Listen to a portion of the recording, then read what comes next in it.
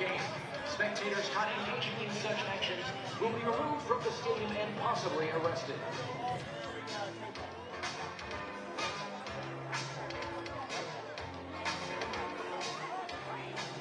Fans, welcome to First Horizon Stadium here at WakeMed Soccer Park for tonight's Southern Derby Showdown, featuring the visiting Charleston Battery and your North Carolina FC.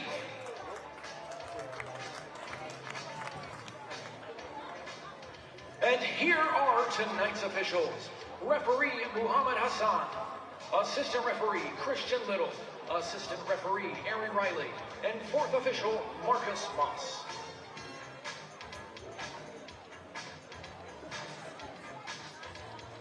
Time now to meet tonight's starting lineups. First for Charleston Battery, captain number 5, Leland Archer. Goalkeeper number 56, Luis Zamudio. Number 4, Christopher Allen. Number 6, Aaron Malloy. Number 10, Arturo Rodriguez. Number 16, Graham Smith. Number 26, Caleb Jennings. Number 42, Douglas Martinez. Number 62, Nathan Dos Santos. Number 80, Juan David Torres. And number 91, Husso Landry. Charleston Battery are led by head coach Ben Pierman, with assistant coaches Devin Rensing and Tim Daniels.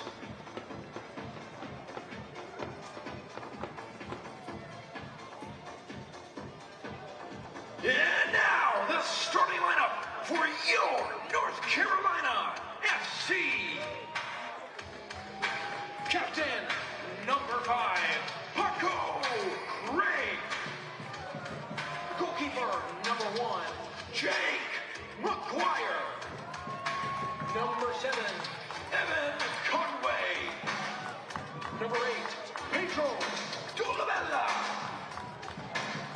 Number 14, Rafa Metzingen. Number 15, Mikey Maldonado. Number 19, Ahmad Okak. Number 20, Connor Donovan. Number 27, Bryce Washington. Number 42, Ezra Armstrong. And number 44, Raheem Summersall. NCFC are led by head coach John Bradford and assistant coaches Andrew Sheck and Mike McGinty.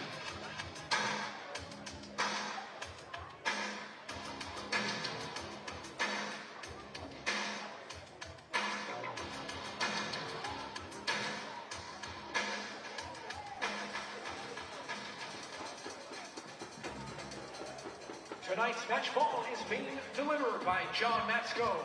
Please join us in welcoming John to the field.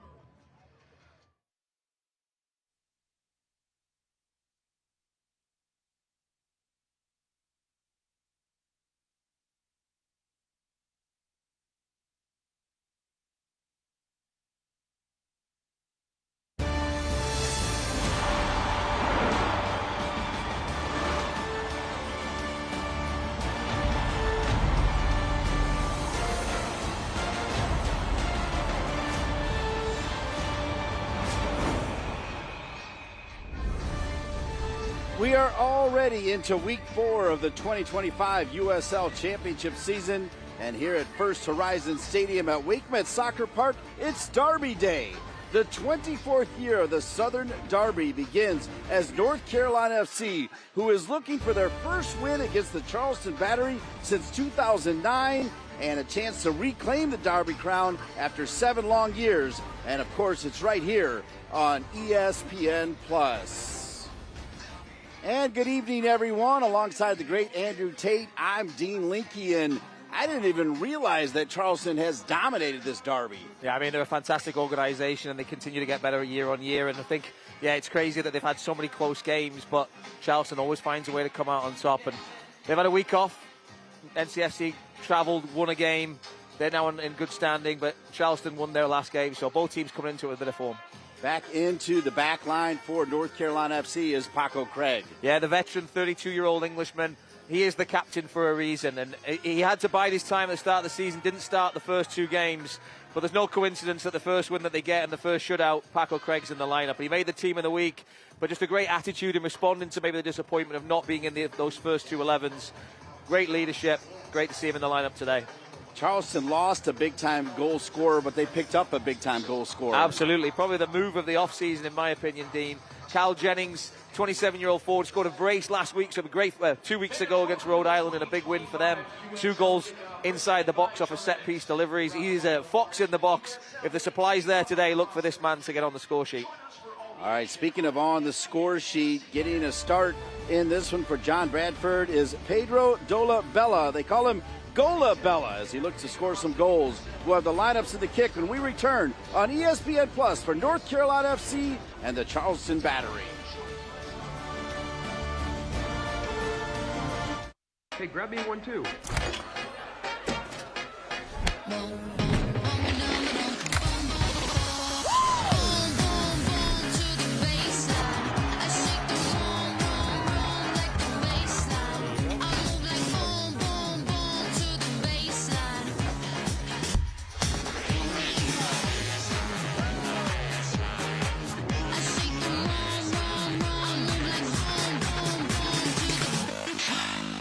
Healthy and fast. But at Alpaca, you'll find both. From our all-natural charcoal-fired chicken, cooked using Peruvian spices, to our made-to-order dishes like arroz chaufa. With sausage, chicken, or completely vegetarian, we have something for every diet. So take a break today. Come in or find us online for catering or to place a pickup order. Family-owned and local. Make it a Peruvian night. Make it Alpaca. With a family like that to take care of, the 2 of you have your hands full. At WakeMed Urgent Care, we're everywhere you are, so getting the care they need when they need it couldn't be more convenient. Soccer star? Easy. Kids? Covered. The twins? Done. Aches and pains? Virtual urgent care to the rescue. So download the WakeMed All Access app today and take care of everyone in the family, including the 2 of you. Welcome back to First Horizon Stadium at WakeMed Soccer Park, the longtime home to North Carolina FC. Alongside Andrew Tate, I'm Dean Linke. Let's go to work and show everybody the starting lineups. We'll start with the home team, the Blue Kids, North Carolina FC. Yeah, John Bradford's team got their first win of the season last weekend on the road at FC Tulsa, but they make 2 changes coming into this home game. The 2 changes are Colin Martin dropping to the bench. He started all 3 games this season. And Rodrigo da Costa. They're replaced by Pedro Dolabella making his first start. Came off the bench last week, got the goal that won them the game. And then Mikey Maldonado, an ever-present pitbull in the midfield. They'll be looking to really try and win that battle against Chris Allen and Aaron Malloy in the middle today. Ben Pierman's Charleston Battery will be rocking some new threads with their all-white kit. That's a pretty tasty number, Dean, I got to say. We're looking today, they're making 2 changes also. They won their game 2 weeks ago, but coming off a bye week, the 2 changes for them. Langston Blackstock not in the squad today. He is replaced by Chris Allen, who'll slot into middle. That will see Hasu Landry sliding into that right back spot. Look for him to match up against Ezra Armstrong. That'll be a key battle today. And then the other change comes with Arturo Rodriguez back off suspension and back into the lineup today. All right, that's a look at both lineups. There's Ben Pierman. What a job he's done. Ben Pierman played at Michigan State. Actually, when Ben Pierman was a junior, he knew he wanted to be a coach. He came, and his best friend was Nate Norman, who played for the Carolina Railhawks. So he came down to WakeMed Soccer Park, hung out with Nate Norman and Martin Rennie. Now Nate Norman's the head coach of the Notre Dame women's soccer team. Martin Rennie is his key assistant. Ben Pierman has turned out to be a great coach, and John Bradford getting it done has been so instrumental at NCFC Youth and then moving up to the top job. Of course, we all know about the passing of his mother last week, dealing with a lot, but, never truly lets any of that get in the way of doing what's got to be done to get his team some wins. Yeah, and I know John well. Obviously, he's got 3 kids. They all play in the club. Known him for a long, long time, and just a great individual. And he continues to lead this group with class and character. And obviously, tough couple of weeks for him and the family. But you know, I'm looking for it to get a win today. I was really pleased with him last week on the road. A tough place to go against Tulsa. They hadn't conceded a goal all season and got a clean sheet last night. So the only goal they've conceded was against NCFC. So 2 top coaches today with 2 really good 11s on the field. So expect a really good game today. All right, there is Jennings with the 2 goals, the big pickup after Marcanic went overseas. So Charleston out there in their new threads, and that is an outstanding kit, all white. North Carolina FC in their home blues. NCFC 1-1-1. They played 3 games. Charleston is 1-1-0. They played just 2. Here's Aaron Malloy, who in 3 consecutive years has been first team all USL Championship. One bounce to Jake McGuire. Wouldn't bet against him being in there this year either. Right? Yeah, just put him in there now. He's a quality player.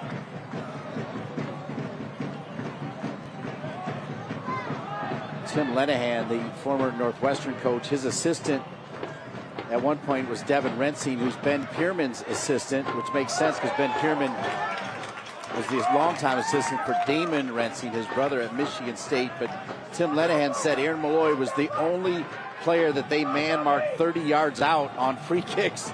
He was that dangerous with that right foot. Yeah, I can understand why. He is just a complete creator. He's a quarterback of a player. Just wherever he is on the field, he can find something. Paco Craig to Mikey Maldonado. Raheem Summersall earning the start in there with Mikey Maldonado. Colin Martin will be available off the bench. In fact, the bench is loaded for North Carolina FC. They will have some weapons, and I think John Bradford plans to use them. They won't have Olex Anderson Jr., though. He left for international duty and had a little injury, so he's out for at least a week. I talked to him just before the game, and he said he feels like he'll be back for the next game. Yeah, it's disappointing not to have him. I think that's the... Oh, here we go. Charleston. Raheem Summersall sliding down. Teams drew 0-0 in the opening game of the season last year, and then Charleston won 5-2 in a really strange game. NCFC actually led 2-0 at the half, but then Ezra Armstrong was sent off in the second half, and the Battery went on to win the game in stoppage time. 19th all-time meeting, 7 wins, 7 losses, and 4 draws. NCFC won the first 6 matchups. That's why it's been so long. Their last win against Charleston was July 11, 2009. Meanwhile, Charleston are unbeaten in their last 10 games in this rivalry, including a win in the U.S. Open Cup in 2010.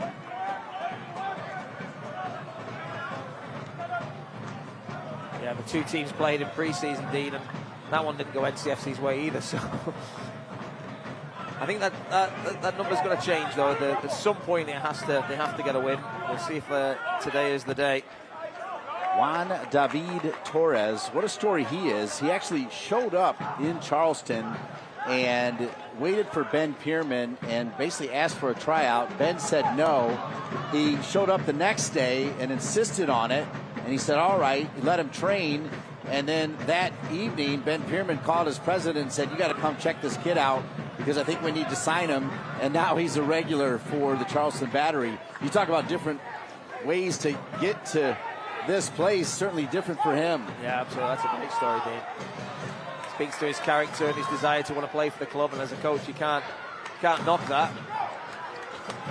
Rafa. I mean, you got the talent to go with it, Dean, as well. And character and talent, that's, I think, something Ben Pierman talked a lot about, just the high character individuals.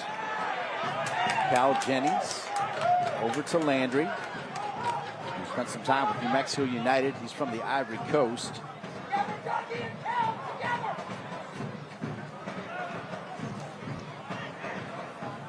North Carolina FC, as you mentioned, getting their first road win of 2025 with that 1-0 win at FC Tulsa. Pedro Dolabella made his debut for the club and scored the lone goal in the 82nd minute on a rebound in the box. Jake McGuire made 3 saves. The defense held firm to get the clean sheet on the road, which is huge. Scored the first goal against Tulsa. No one else has managed to score. Sacramento last night failed to do so. Tulsa 9 points from the opening 12 available, sitting top of the West. So that 3 points could look really, really good come the end of the season if Tulsa is able to maintain that. But for North Carolina, it's really important to get that 3 points. Armstrong over to Summersaw. Now Bryce Washington. So great to have Connor Donovan back there. That's a Quack. Played for the Tar Heels last year, earning the start, wearing number 19.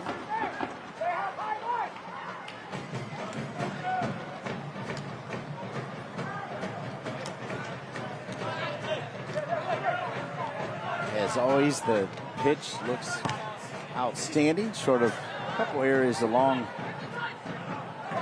the touch lines. Here's Armstrong. Looking for El Quack, then Conway. They'll call the foul on Conway. The USL on CBS kicks off April 6th with 2 former USL Championship title winners battling it out. Join us Sunday, April 6th as undefeated San Antonio FC takes on Western Conference rival Phoenix Rising FC at 4 p.m. Eastern on CBS.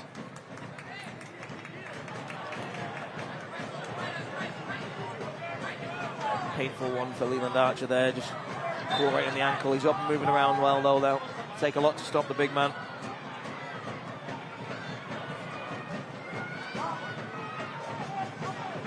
Good pass. Not quite there, connecting with Jennings as McGuire will have it.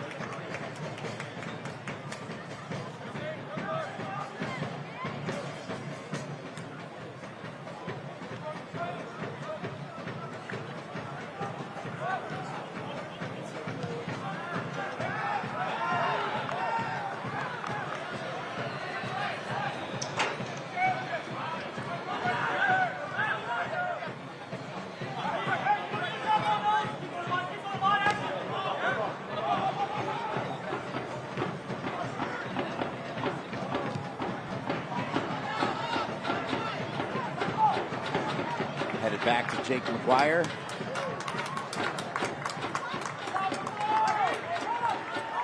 Welcome to the 2025 USL kickoff presented by Terminex. Throughout the month of March, the USL will be kicking off across the country. Join us for all the action on ESPN and CBS Sports. And March is just about over, Mr. Tate. Can't believe it. Where did it go? I can tell you, spring's here in North Carolina, Dean. Oh my gosh, the yellow wave is just all over the place at the moment. Yeah, I was charged with washing my wife's car today, so I know all about it. It's one of them, though. What's the point, Dean, right? Isn't he just going to get covered tomorrow? Yeah. I'll take the brownie points any way I can get them, though. There you go. Yeah. It's not a very big car either, so. That is a bonus. Craig over to Washington.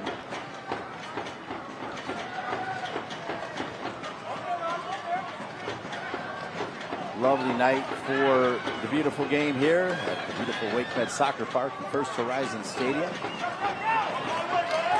Finds Conway. As Ezra Armstrong making the run. Defended well by the battery. Kept in bounds by Torres. Summersaw gets a little piece of it. So does El Quack. And they'll call the whistle again. There's a few players out there slipping at the moment, Dean. I think it's like the third one I can count. Not had a lot of rain recently, have we? So it must be a firm surface, but slick. Mohamed Hassan, the man in the middle, wearing the green shirt. On the lines, Christian Little and Aaron Riley. Marcus Moss is our 4th official. El Quack. I'll say he was the one doing the holding.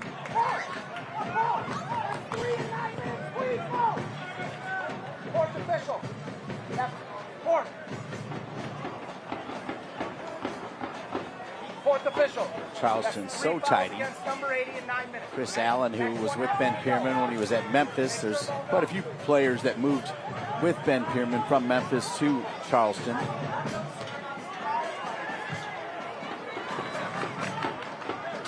Landry, who normally does find himself more centrally, sliding over to that right back spot.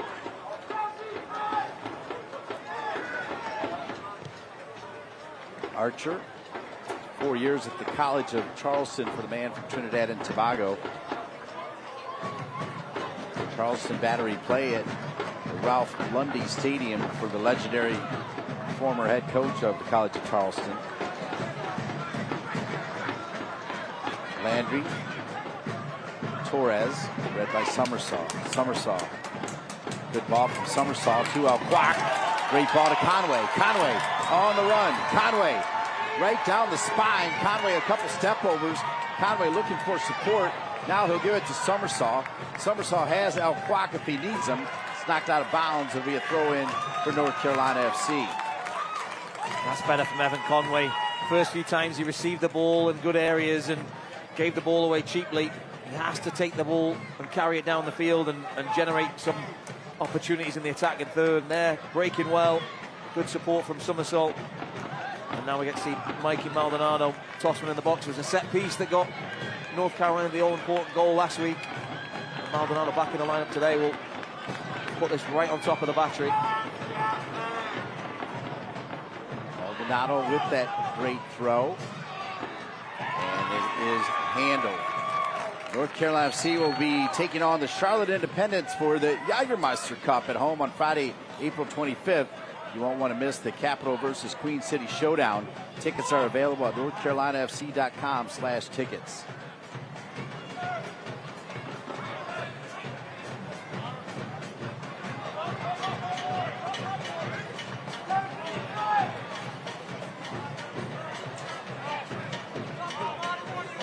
Very much a game of chess at the moment, Dean. Just in that middle of the park, you can see North Carolina trying to take away the space from Malloy and forcing the battery to go around them.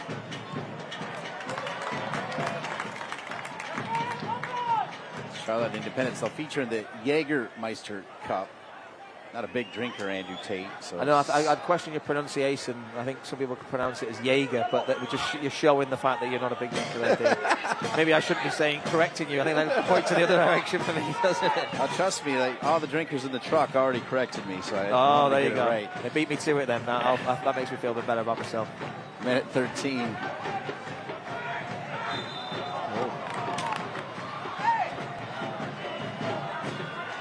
Contact with Martinez there. The referee judged that to be a foul. I think it was Donovan. Chance for Malloy here. A long way out, but with a right foot like that, the referee will bring it back there.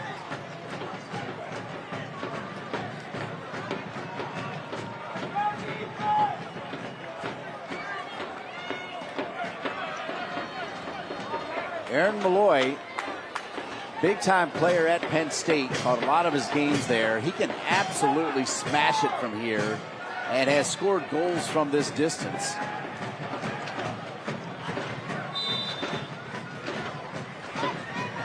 Malloy from Dublin, Ireland. Over the crossbar and into the crowd with the Oak City supporters. The frustration from Jake Maguire there. He was kind of slow to get himself in position there. I don't think he was happy with his wall and how quickly they were adjusting to what he needed. Got to get it right against Malloy. Can't watch the match? Turn on Sirius XM 157, North America's only 24/7 source for engaging soccer talk, including USL All Access on Tuesday nights. Plus hear live matches from the USL, MLS, Premier League and more. All on Sirius XM FC 157 and the new Sirius XM app. Nice change of attack from Alquac to get it over to Rafa. Looking to find the youngster Dolabella. You'd think with a name like that, he'd be straight from Italy, but he's Brazilian. I think there'll be some Italian in there, Dean. I think so. And those are two pretty good places to herald from. Yeah, not too bad. Not too bad. 1994 World Cup final. Yeah, good genes. Yeah. And he's one of those players, he's got a name that makes him sound Italian. He's from Brazil, and then you look at him, he thinks he can play basketball in America. Like, he's just, but then his quality in terms of on the ball, in terms of how his work rate off the ball, he can play deeper in midfield, he can play as a forward. He scored the only goal of pre-season, well, not the only goal of pre-season, but in a big game here against Charlotte FC. Scored the goal there and came off the bench last week and got a goal in his first appearance. So today getting the start. Exciting opportunity for him in the USL Championship.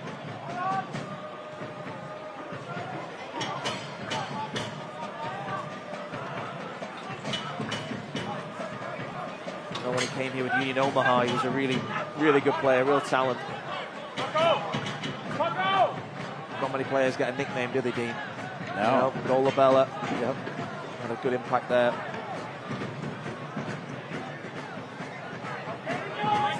I feel like all the nicknames for me are unpublishable. One bounce, a little bit of trouble. Good work by Ezra Armstrong to be dangerous. Looks like they are going to give a corner kick to North Carolina FC. It's a great ball from Paco Craig, and then Ezra Armstrong turning what looked like a hopeful ball into a great ball. Hasu just kind of gets caught, and Zamudio's in no man's land. It's a good spot from the referee there to see the touch from Zamudio. Does he touch it? I'm not sure. No complaints though.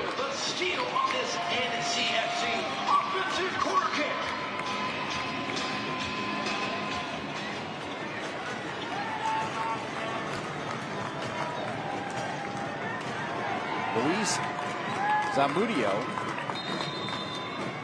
down with DC United, now with the Battery.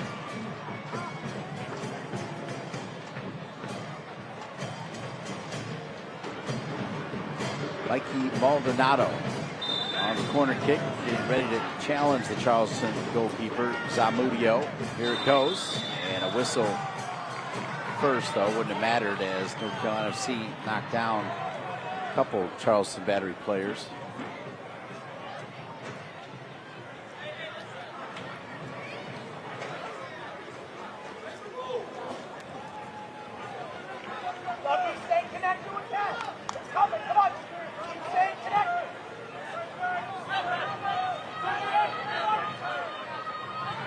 Minute 18, no score.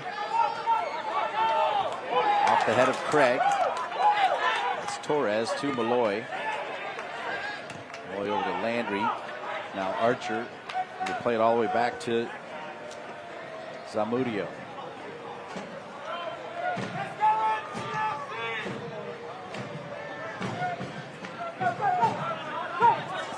Charleston, it looks sometimes like a 4-2-4 almost, rather than a 4-4-2.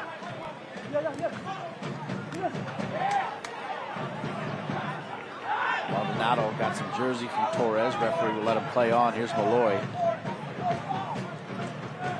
So he'll get it out wide to Dos Santos, who spent some time with Pittsburgh before arriving in Charleston.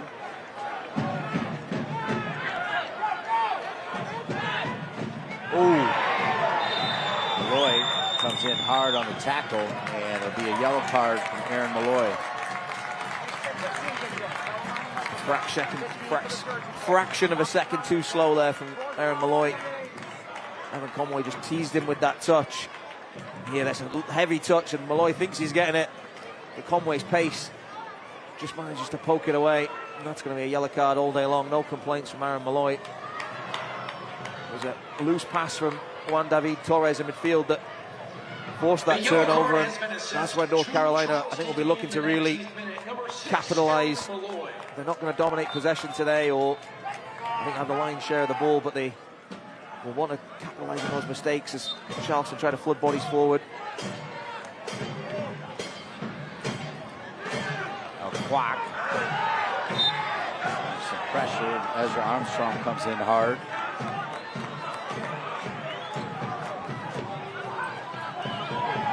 Ben Pierman getting a little frustrated. He thinks there's been a number of fouls by North Carolina, haven't picked up a card, and probably just sensing that the rhythm's not quite there from the Battery at the moment. North Carolina doing a good job of just shackling them at the moment.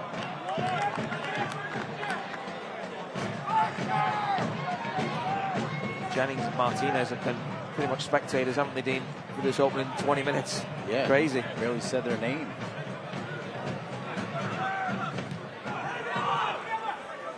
Landry. Try to switch it. Rafa was over there in a pretty good spot. It'll go out of bounds and come back to North Carolina FC. I think so far just the plan from North Carolina of clogging up that middle, the athleticism of Summersall, Dolabella, Maldonado, Al-Quack helping out in there. They're just taking away those options for the Battery to play through, and that's put off the supply chain into Jennings and Martinez. Soccer season is here, and SeatGeek is the official ticketing partner of the USL. Get all your USL tickets and more from the #1 ticketing site, SeatGeek, your ticket to great seats. Trying to get it into the 18, denied there by Paco Craig. Heavy touch from Al-Quack, and Landry will take it right away, right in front of John Bradford. Maldonado takes it right back. Here's Ezra Armstrong looking for the throw-in. Thought he had earned it. They'll say no.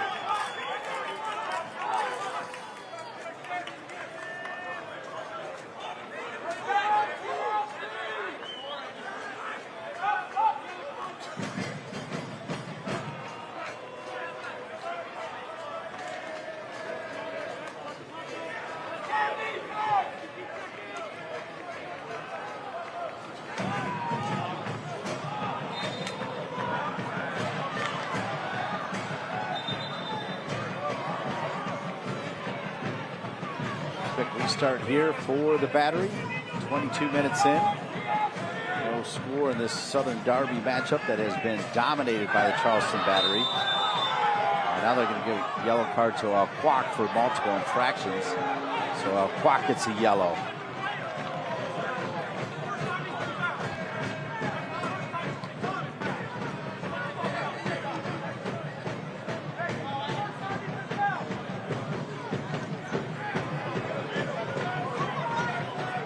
Where Ben Pearman's planted the seed there, Dean, in the fourth official and the referee's mind of continuous infractions. Martinez, it's the first time he's fouled. I think John Bradford's making the point, but there was a bit of a soft one. They probably could have picked a different foul for that, but that levels up the yellow cards for now. One for each. Al-Quack for North Carolina and Malloy for the Battery. Torres sends a pretty good ball in. Now Ezra Armstrong. Got enough time to get rid of it. Here's Summersall. Dolabella making the run. Dolabella has it. Dolabella back to Summersall. Tough pass to deal with for Al-Quack. Al-Quack's been kind of unlucky with every pass that he's been given. It's kind of been tough quarters. Don't feel his footwear is quite right though, Dean. He's looking like he's slipping and sliding half the time. But that is the challenge, I think, for North Carolina. There they get the ball, they break, and then there's just not really that next option, that next pass for them to really cause problems and ask questions of the Battery. That's why I think we've got this game of chess at the moment. North Carolina set up pretty well defensively. They're going the other way, a bit more of a challenge.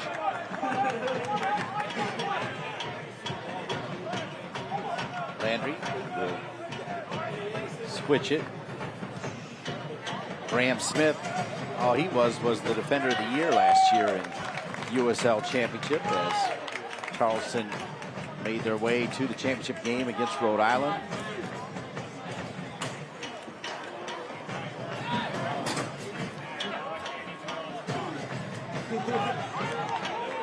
Yeah, quality defender, Dean. You put him next to Leland Archer, the captain, the veteran who's been with the Battery for 8 years. A long time, and does a great job. So those two absolute rocks at the back. Ezra Armstrong, Clegg stays down for Ezra. Great speed to get to it.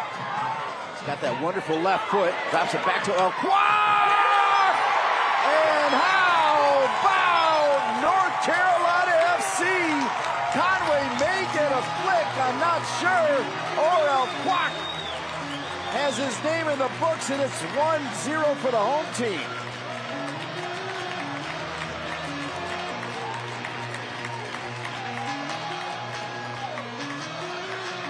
And what a ball from Mikey Maldonado, just a searching pass out to the left, and Ezra Armstrong will turn any long pass into a great one. Great patience, picks Al Quack, the coolest man in the stadium, just puts it right in the bottom corner. There's a little touch, I think, right off of Conway. You've got to give it to Evan Conway, I think, there, from what I can tell. Yep. What a goal, though. Yep, so Conway, we think, will get credit for the goal. Assist from El Quack. Well, that's the difference a fully fit Ezra Armstrong can make, isn't it, Dean? Just that scampering down that left-hand side. It's a trademark of his in this back five or back three system. What a ball from Mikey Maldonado, too. Wonderful ball. There's Maldonado, this time looking for Conway. I think you're right. I think El Quack will get the assist, and they'll give the goal to Conway, but we're waiting for the official public address announcement on the goal scorer.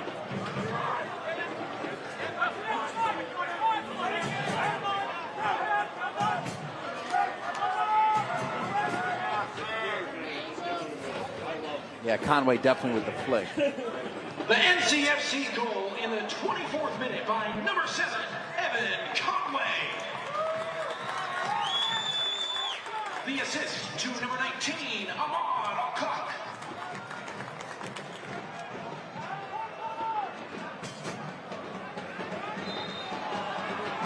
So well done by Ezra Armstrong, and also well done by El Quack to get the ball on frame. Not sure if he was, I definitely don't think he was trying to find Conway, but it worked out. Yeah, it'd be interesting to get the read on him from that. It was an interesting one, wasn't it? Awkward height, and I think he's trying to find that far corner, but Conway getting in the way, and perfect striker's touch.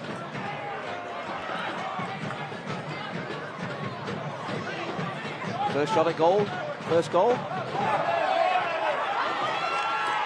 Here's Conway again. Can't get by the veteran Archer. Mentioned 8 seasons now with the Battery. A rock back there. North Carolina continuing their tradition of scoring the first goal in each of the 4 matches now. Didn't work out too well for them in the previous 2 home games. Got pegged back against Pittsburgh, and then Loudon went on to win.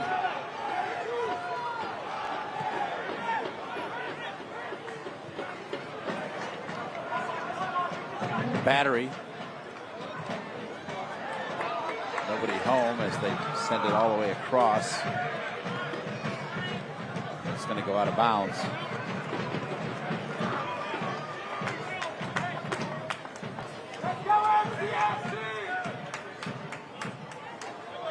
Battery finished second in the East last year with an 18-6-10 record, 64 points, the most points ever in a season. They had 63 way back in 2002. Forward Nick Marcanic set the USL Championship record with 28 goals. Had 4 goals against Las Vegas and a hat trick against Orange County, and won the Golden Boot and MVP awards. And then the Battery sold him, assuming they made some money, and then went out, and as you said, probably the biggest signing in the offseason is Jennings, who's already got a brace. Got a little break in the action here. Yeah, and then I throw in the fact they've signed Landry Hasu from New Mexico, Douglas Martinez from Indy 11. They've picked up some players. They've got some pedigree in this league. And they always return a really good core of that group as well.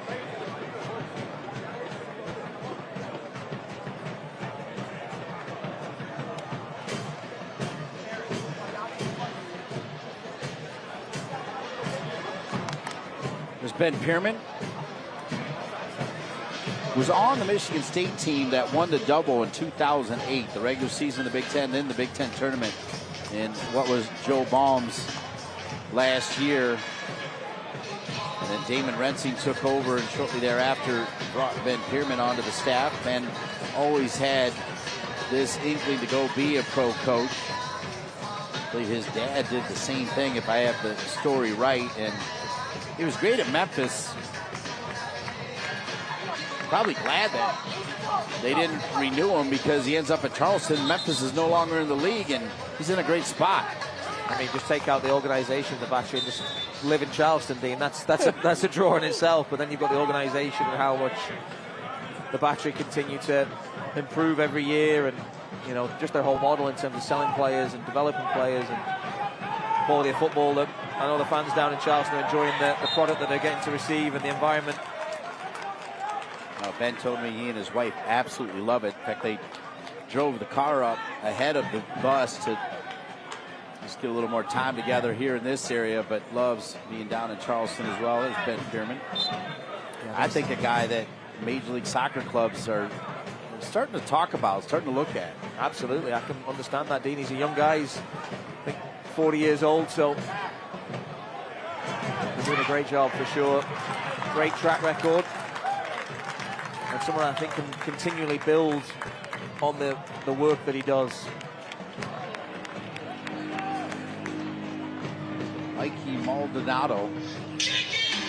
Like Aaron Malloy, we just mentioned Ben Pierman at the next level. I feel like Maldonado and Aaron Malloy, as well as Ezra Armstrong, are three players that should probably get deeper looks. Although big news, though, coming out of the USL. We'll have more on that at halftime, talking about promotion and relegation as well. Exciting times for USL at all levels, including on the women's side in the Super League with Amanda Vandervoort. 32nd minute, Mikey Maldonado, a curling corner, and they'll have another corner.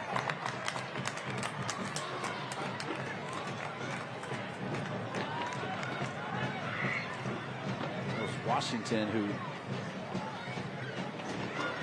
wears that face mask, and I can't imagine when you get hit with that face mask on, it feels too good.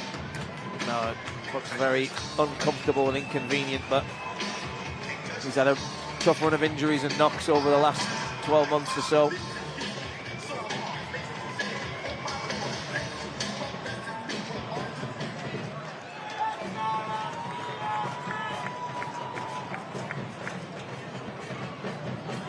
Corner kick coming. Parried away.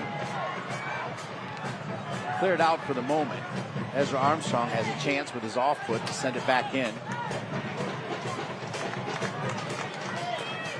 Back across and own goal. And how about North Carolina FC? They'll take it anyway. It comes and it's 2-0 for the home team.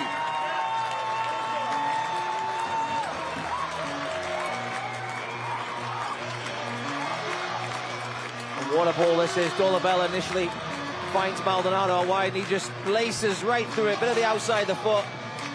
And it's a horrific ball for a defender to try and defend, because if he doesn't, if he leaves it, he knows Conway and Craig are lurking. So he puts his head on the end of it, Graham Smith, and unfortunately for him, it's past the outstretched right, left hand of Zamudio and into the bottom corner. Defender's nightmare, that ball fizzed in between you and the goalkeeper. And you're in that two minds position. Do I go for it? Do I leave it? And this time Graham Smith goes for it, and unfortunately for him, diverts it past his goalkeeper, and just like that, North Carolina, out of nowhere, have a 2-goal lead. Tremendous start The referee has ruled for an North own Carolina goal FC. resulting in a NCFC goal in the 33rd minute.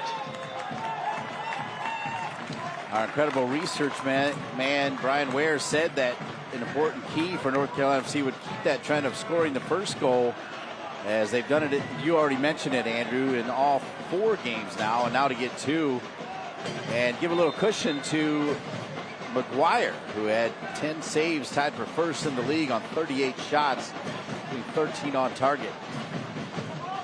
For Charleston, they talked about capitalizing on set pieces. They scored 22 goals off set pieces, which led the league last year. 30% of their team's goals coming off set pieces. And all 3 goals in 2025 are off set pieces. And Charleston also wanted to control NC's transition game, especially down the flanks, and they certainly didn't do that on the first goal. No.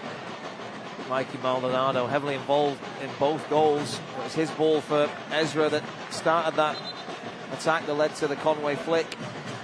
And then there, Dolabella getting the assist before the assist. Picking up the loose ball, finding Maldonado, and then Maldonado, it's that right foot. Absolutely exquisite ball across the box. And there, playing one out to the right with his left foot, just showing that quality, Dean, that you spoke of. Didn't start on the road at FC Tulsa. John Bradford going with Colin Martin and Raheem Summersall on that day, and back in the lineup today with big effect.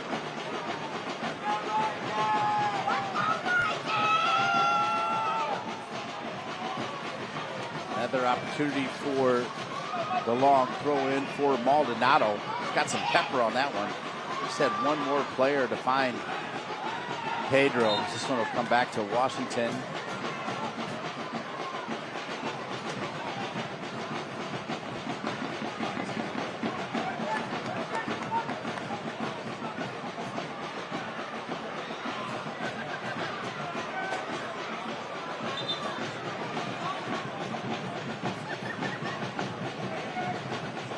Join us in welcoming our furry friends on April 19th as the Carolina Courage face Bay FC for Pups at the Pitch Scooby-Doo Night, sponsored by Vegetarian Emergency Group. Claim your tickets at nccourage.com/tickets. And I can tell you that the North Carolina Courage will be on Ion tonight, 10 p.m. Eastern, taking on Portland.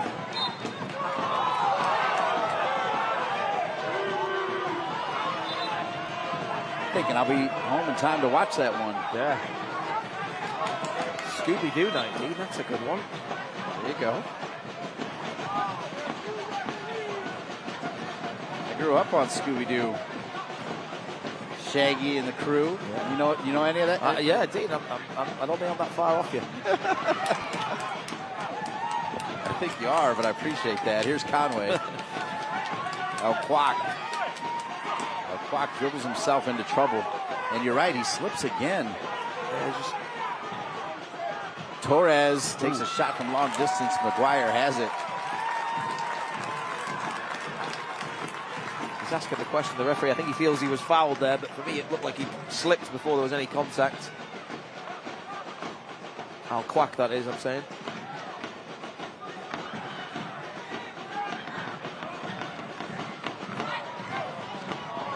Charleston Battery, they always travel well. This is their first away game, but they've got a contingent of 50 or so making their own noise, just like the Oaks. They might be making more noise than the Oak City supporters. Kind of a nice beat. Is that why your hips are shaking over there, dude? Jennings. I think it's the shortest road trip, isn't it, for them all season? So, I know Ben Pierman talks about traveling by bus or car. El Kwak. What a great ball. Conway keeps it alive. Trying to run down that ball for Pedro Dolabella.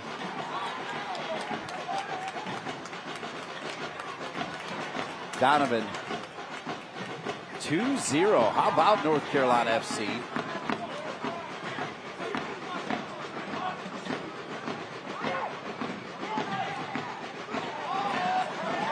Greg, good ball to Ezra Armstrong. Ezra Armstrong will earn another corner kick. Ezra has been sublime here in the first half. Yeah. Jesus had the difficult task of trying to deal with the wing-back bombing forward in Ezra Armstrong, and I think not having Langston Blackstock has been a bit of a blow for the Bachelor. Jesus had a hard time down that flank. North Carolina have really exploited it. But they've just been really efficient, I think, today, Dean. North Carolina haven't been brilliant in terms of possession. Defensively, the setup's been absolutely spot on and look really rock solid at the moment. And then the few looks they've had, just really efficient and effective. What John Bradford would give to add a third here right before half-time as well. Mikey Maldonado had to wait on the ball a little bit. The Charleston Battery fans were going to hang on to it. Headed out of there by Malloy. Here's Ezra. Ezra. Gentle little trap from Conway. Back over to Craig.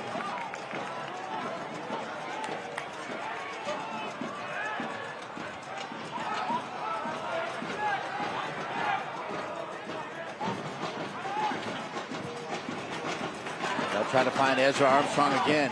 Ezra Armstrong. Even when he's casual, he makes something of it. Ezra Armstrong. And he'll earn another corner kick. Wow, Ezra making the game look easy tonight here at First Horizon Stadium in WakeMed Soccer Park. Especially the delivery of Maldonado.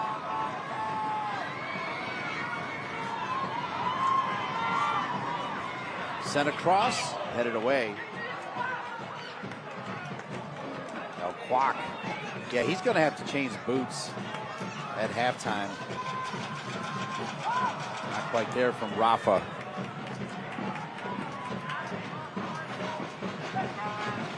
eFootball is here. Live your dream, rep your team, and play as your favorite USL Championship club. eFootball is free to play. Download now.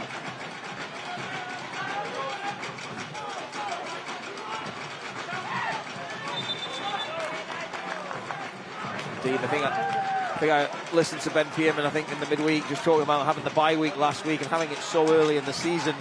I don't think was an ideal thing for them or something they really were looking forward to. They'd rather have had that momentum of a game every week, and they're looking a little rusty, I think, for having that week off. There's nothing that can replicate games as hard as you can train. In this first 45, there'll be a home truth, I think, at half-time. Maldonado over to Rafa. It was Dolabella who won this ball back and put North Carolina FC in a decent position there to get goal number 3. That was Al Kwok who was inside the 18.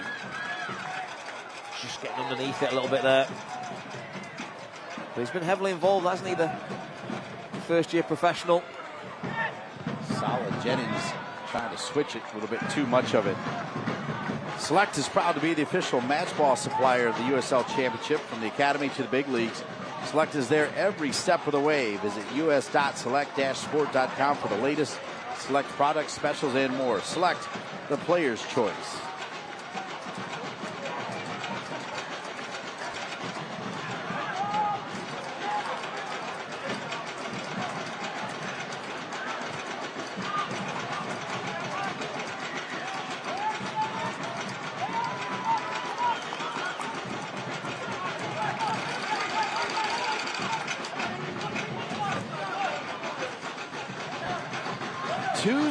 North Carolina FC. Conway flicked in what looked to be a shot from Al Kwok, but they'll take it, and then they'll take an own goal from last year's USL Championship Defender of the Year in Graham Smith. Nothing he can really do about it, coming at a tough angle. Really good goal, though. Absolutely. Ask any North Carolina fan, they'll agree with you on that point, Dean. I think a little shift just from the battery. Martinez has come out to the right, and maybe a little bit more of a 4-2-3-1 with Juan David Torres playing in that 10 role, and he'll be tasked with the job of probably dropping a little bit deeper.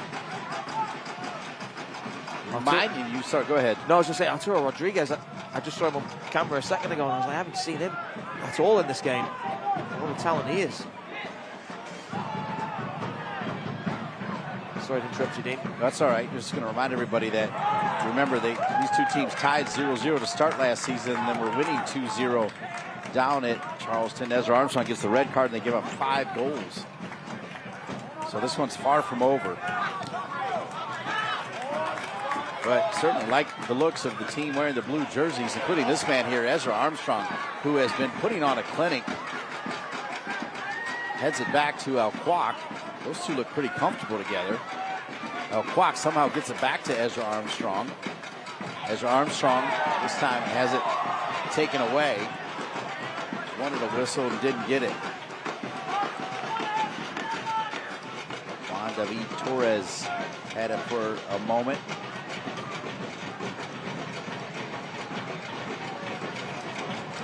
2025 season tickets are on sale now. Member perks include free parking, 20% off all merch, in-stadium priority access, exclusive giveaways, and more. Visit NorthCarolinaFC.com/season tickets for more information. I'd like to see more of you out here at WakeMed Soccer Park. You won't find a finer pitch, a wonderful stadium, and really good soccer, USL Championship style.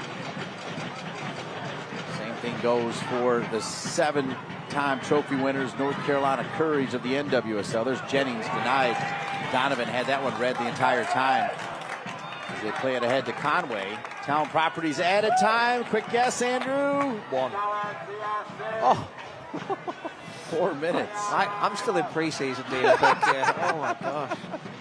There was a little incident down here, wasn't there? The one break and a couple goals. Usually, The fourth official has it's usually like a minute for each goal. would you have gone 4? No. What would you have done? 3. You got 3? Yeah. I mean, that's really unfair, but I'm being honest with you. I would have said 3.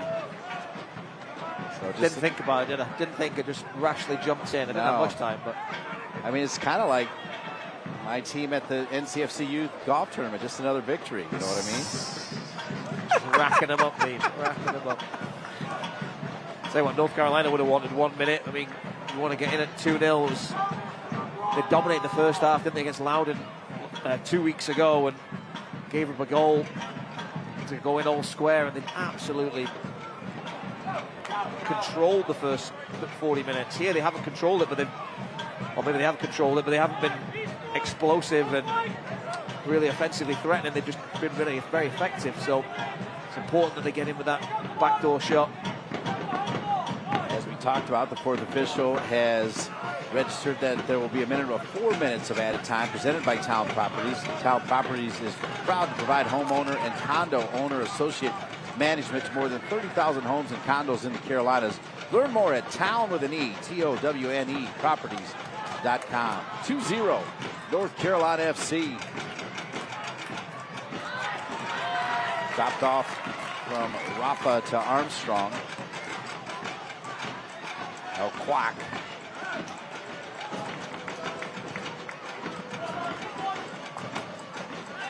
El Quack has taken a few shin, ankle, and foot kicks here in this one.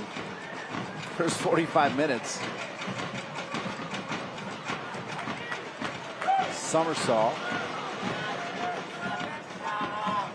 I've always been, just like Maldonado, I've always been a big Raheem Somersault fan. He has not played a ton in the last year and a half, but for me, Andrew Tate, every time he does play, he wears the North Carolina FC badge with honor. I feel like he always is solid.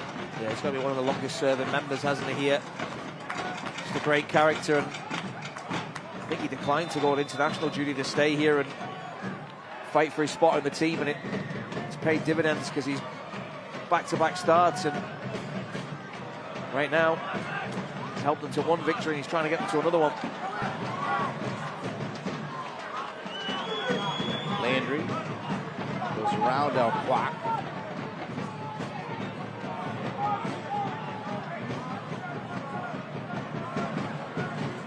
We are 3 minutes into the Town Properties stoppage time.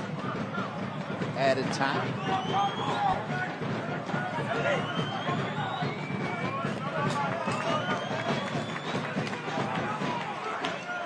Douglas Martinez just spent time with Indy 11, switching that over to Smith a moment ago. Malloy.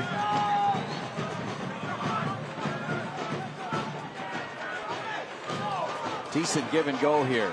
Landry into the 18. Landry trying to spin players. Decent opportunity. McGuire is ready. And looks like a handball. They're going to point to the spot. There'll be a penalty kick coming. Is that, did they call it for taking down Rodriguez, or was there a handball? Yeah, little elbow.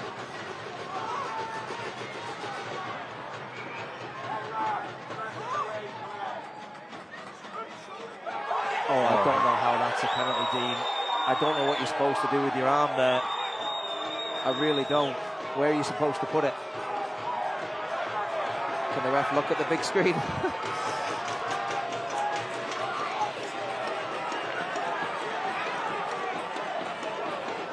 That's unbelievable, I think, Dean, to be honest.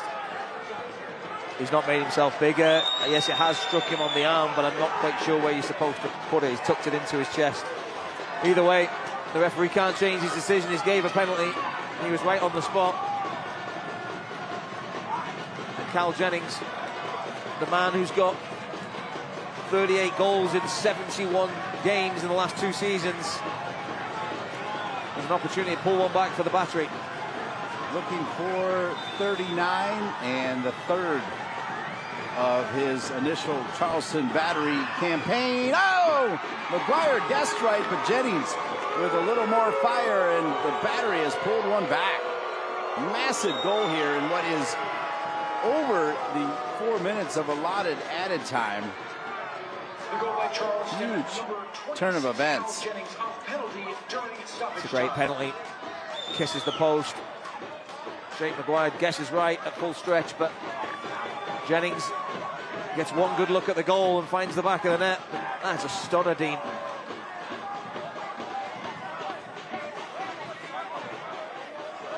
Where are you supposed to put it, Dean? For me, if it would have hit the other hand, it would have been a handball, but it I didn't. agree, yeah. But I mean, that's where we've got to give the referee credit. We're able to see it on a replay, right? I guess, but that's just such a big call in a game like this, and I think for North Carolina to have yourself 2-0 up, stoppage time, and that's the decision that goes against you. And that'll be the end of the first half. 2 goals for North Carolina FC. A little bit of a controversial penalty kick called against Paco Craig, and Jennings gets one back. We'll send it to break here with North Carolina FC on top of the Charleston Battery by a score of 2-1.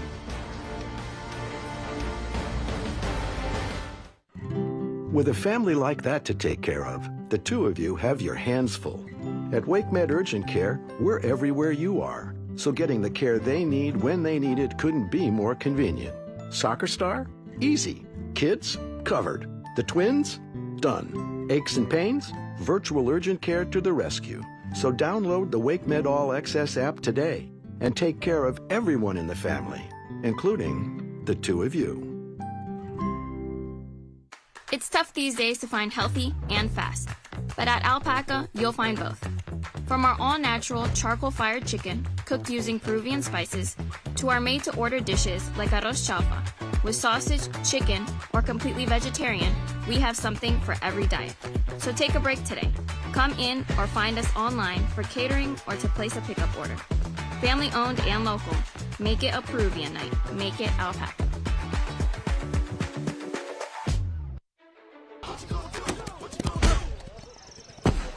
Touchdown! Woo! Mountain Dew! Southern Derby USL Championship style at First Horizon Stadium, WakeMed Soccer Park. It's North Carolina FC 2, Charleston Battery 1. As we welcome you back up to the perch alongside Andrew Tate, I'm Dean Linke, and 2 goals from North Carolina FC. Great play by Ezra Armstrong, but then the penalty kick at the end kind of changes the foundation of this game. Yeah, I think as a coach, you're kind of going in shell shock just watching John Bradford go down the tunnel there, because everything had gone according to plan from the first half. The game plan, the way they set up, really stifled the Battery. And I think they were a bit clueless, really, and a bit rusty coming off the bye week. So that goal just changed everything. I don't know if that changes Ben Pierman's halftime team talk. Maybe the rocket he was getting ready to deliver is a little bit different. For John Bradford, there's certainly some ammunition there to really get that fire going. Exciting times in the USL at all levels. And last week, a big announcement coming from the USL that could, in fact, change the foundation of the landscape of American soccer. Let's take a look. Kizza, here's Edward Kizza!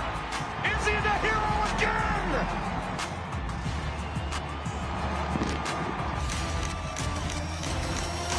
Promotion relegation coming to the U.S.? How do you implement it? How long does it take? Pro-Rel would absolutely be it. It's time for us to be bold and ambitious and make a move. Okay, promotion relegation. We've opened Pandora's box. Welcome back as we take a look at the new USL promotion relegation model. You're used to this, my English friend. I am. I can't believe it's here, Dean. Supermajority of owners, proving it. that's where I'm completely blown away that the owners have gone for this, because at the end of the day, they're the ones that are really putting the jeopardy on the line. But Division 1 will launch in 27-28 with the new league being the highest level in USL, and they'll create this 3-tier pyramid, opportunities for clubs and fans, and the full pathway of the development. And you know, we talk about every week, don't we, just North Carolina being the one team that maybe did achieve promotion, winning the USL League One and going into the championship, and a number of players that have played at USL League One now playing in the championship. So we see it all the time. But yes, the promotion and relegation, as a fan of a team that's been relegated twice from the Football League and demoted 5 divisions for financial issues, I've been through the ringer now, Dean, and they've worked their way back up. But it's certainly a roller coaster ride that I'm really excited for the US fans to be able to be a part of now. Big time news coming out of the USL. Big time game here, the Southern Derby. Halftime, North Carolina FC 2, Charleston Battery 1. We'll take a break and be back. Stay with us.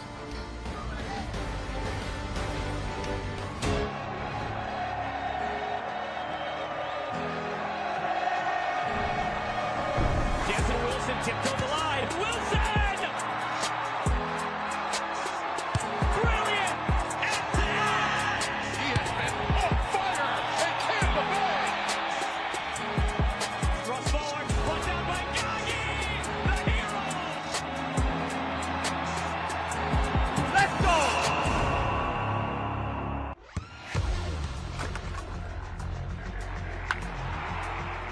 We all have goals. But let's be honest, most of us aren't going to be professional athletes. But if your goal is to finish your degree, we can help. Come to a university that puts your goals first. Bellevue University, your partner in finishing goals. Success doesn't come easy. It takes grit, hustle, and relentless effort. Every step forward brings you closer to greatness. This is your moment. Elevate your game. El Jimador, Spiked Bebidas. And it's a tremendous finish! San Antonio FC!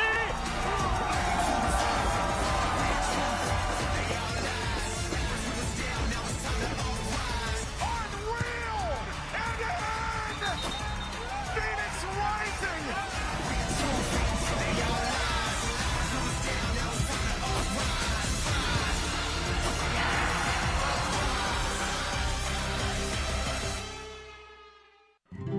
With a family like that to take care of, the two of you have your hands full.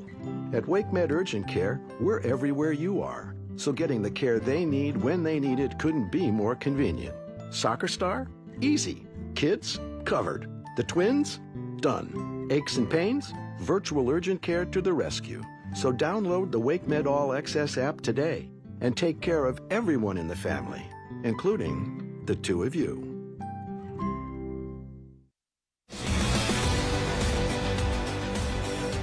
Covering the biggest story in USL and US soccer this week, Paul McDonough sits down with Devin. Division 1 is coming. Promotion and relegation just right around the corner. What sort of expansion are we going to see nationwide, and sustainability? That is the biggest buzzword I took away from coming out of this interview with President Paul McDonough. He takes a deep dive, no questions off the table in our half hour together.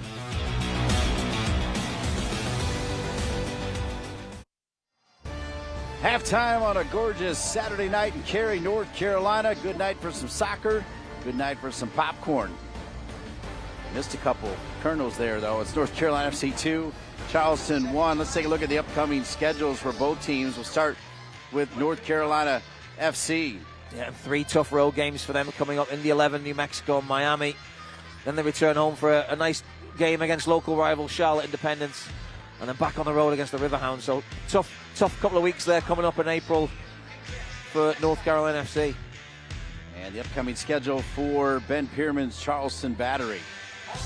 Yeah, you see back home to the Charleston area for Tampa Bay and Pittsburgh, and then on the road at Indian FC Naples. And a tough game against Hartford, who are going well at the moment this season. Make sure you get your tickets for all those games. Look around at scores tonight, USL Championship style, Andrew Tate. Yeah, Louisville doing what they do, winning at home. Hartford going down to El Paso. They led in that one, Hartford, as well, so that is a big turnaround. But Loudoun picking up where they've left off. A good start to the season for them. They lost on the road at Louisville, but back home, Abu Kura getting on the score sheet again. 4 goals in the season for him in the 11 and switchbacks, tied 1-1. And then you see Pittsburgh and the Legion. Pittsburgh leading 1-0. Some good games later on tonight with the Roots against Las Vegas, and then Union against Phoenix Rising Monterey. But Oakland Roots last week, Dean, did you see that crowd they had at the Coliseum? Incredible stuff. As we talk about that, 26,500 people packed in there. They were treated to some good goals. Roots went down, but there was a bike scored in the Coliseum for the Roots, so that was great for them. Elijah Paul scoring 2 goals and registered assist, tying the league lead with 3 goals. And then US Open, 19 USL Championship clubs in the next round competing in key games: Greenville, Knoxville, and Madison against Tulsa. So lots to get your teeth into there. And the team of the week, defensive standouts, Laston, his 10th clean sheet of the season. Paco Craig with a shutout for NCFC, and Caleb Ryden as well, getting a shutout their first since September 2024. Jordan Stewart, he's in there as the coach of the week, as the Bay got their first win over Orange County since 2022. So congrats to all those players in there. All right, we'll take one more break and come back. Have the highlights and the start of the second half.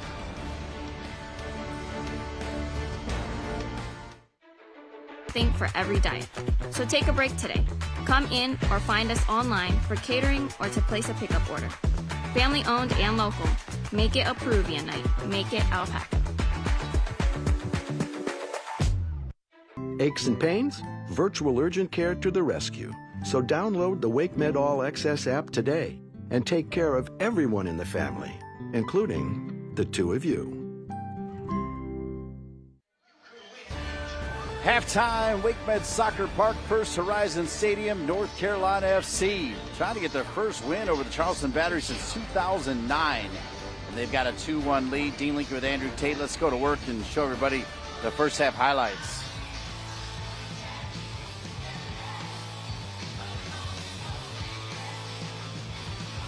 Paco Craig with a good early long ball. And this was the first sign, really, we saw of Ezra Armstrong and what a threat he was going to be in the game. Landry getting caught up there, just getting in between the goalkeeper and the defender and poking it wide.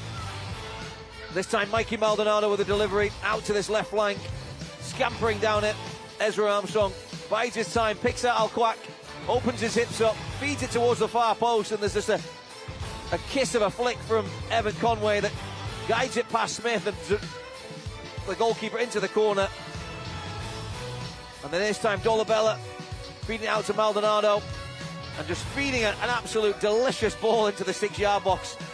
And Graham Smith caught in 2 minds, goes to try and clear it past the post and doesn't get enough on it, just like the goalkeeper Zamudio, as the ball nestles in the bottom corner. But this was the controversy right at the end of the first half. Paco Craig adjudged to have handled the ball. I'm not sure what he can do other than cut his arms off, but the referee gives the penalty and Cal Jennings dispatches it home to make it 2-1 and give the Battery a real foothold in this second half. The stats in favour of the Battery in terms of possession, but I don't think that tells the real tale of the first half. North Carolina controlling them and keeping them at arm's length. You see the corners, North Carolina having the territory and getting the ball into good areas. The Battery were massively off colour. They've come out early in this second half, team, as you just see North Carolina emerging from the tunnel now, but it'll be really interesting to see how this second 45 plays. I don't think the Battery will be as bad as they were in that first 45, but what can North Carolina do to contradict that? You see Al Clark. I just want to remind everybody that the penalty kick was awarded in the 4th minute of added time, and there was only 4 minutes of added time designated, so really tough time to give up a PK. It's always tough, but you think you're in the locker room 2-0 and instead it's 2-1. Yeah, it really knocks the stuffing out of you, Dean, and I don't think Charleston deserved a goal in that first half. North Carolina, I think, were fully effective and efficient. Maybe 2 goals was a bit of a stretch, but they took their chances and put the pressure on. But now it's all about what you do in the second 45. They still have the advantage. North Carolina FC out in their blue kits. Charleston Battery back out there in their white kits. Andrew Tate, what was your take on the first half for Pedro Dolabella?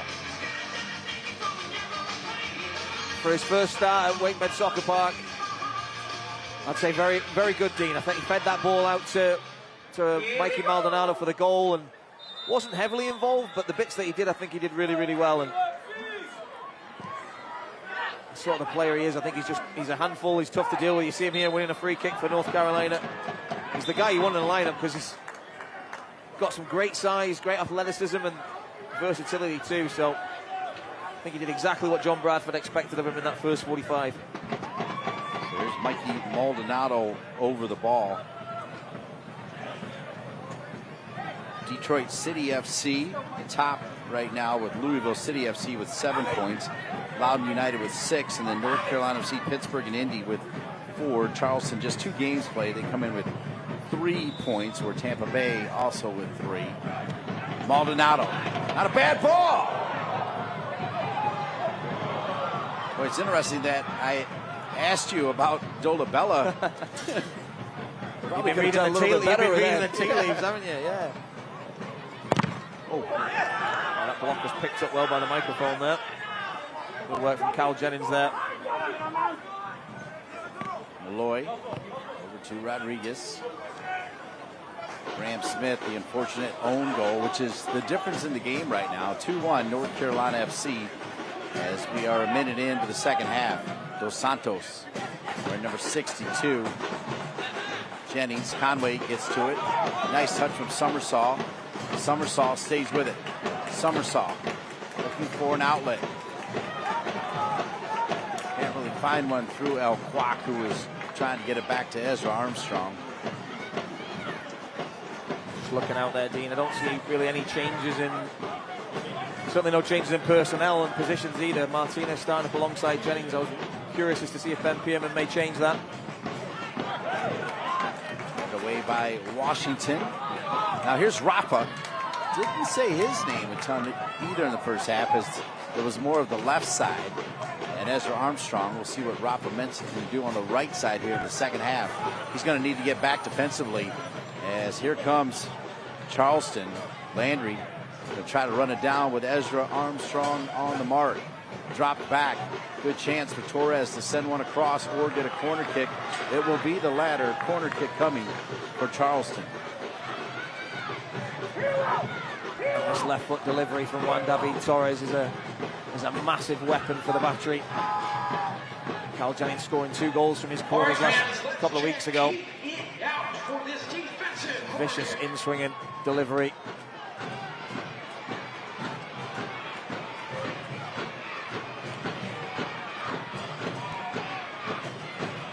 Everybody back for North Carolina.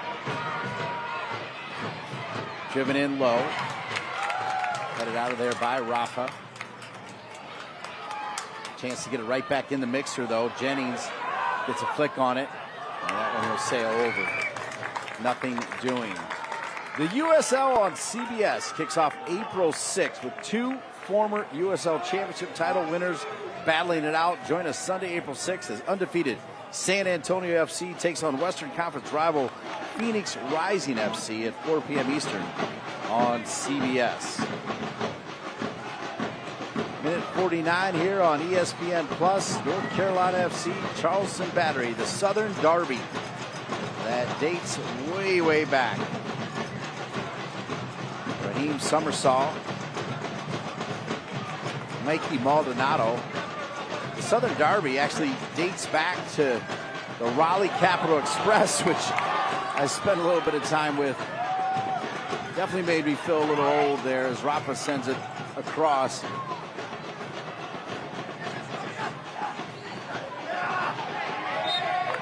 Summersaw.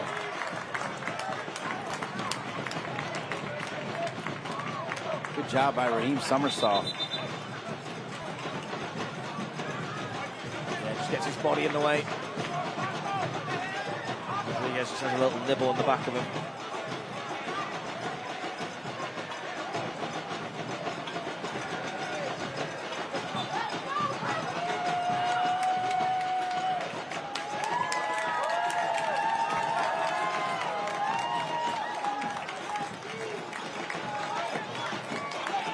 Mikey Maldonado. North Carolina FC would love to get back to a 2-goal lead against this always dangerous Charleston Battery team. Ezra Armstrong. Conway making the run, but picked off by the Battery. Good trap by Torres. Jennings. Rafa. And there'll be a corner kick coming for Charleston just like that. Yeah, Charleston, no corners in the first half. And already, just 5 minutes into the second, they've got two. But Malloy this time, his right foot, equally as threatening as Juan David Torres. Malloy, who had 3 goals and 3 assists last year, named first team All-League for the 3rd straight season. He also had 73 chances created a year ago. Sent in. Dangerous. Ezra Armstrong will clear it.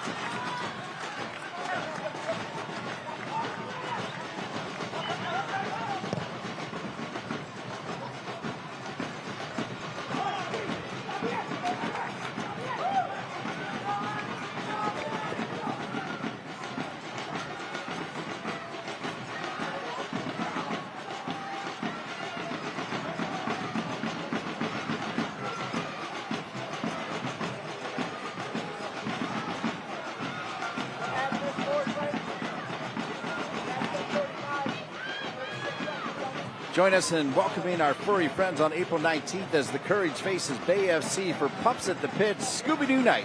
Sponsored by Veterinarian Emergency Group. Claim your tickets now at nccourage.com/tickets.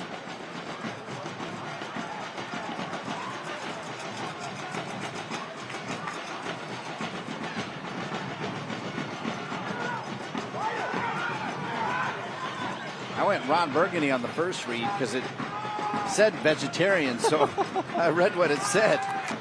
Oh, that's such a good reference, Dave.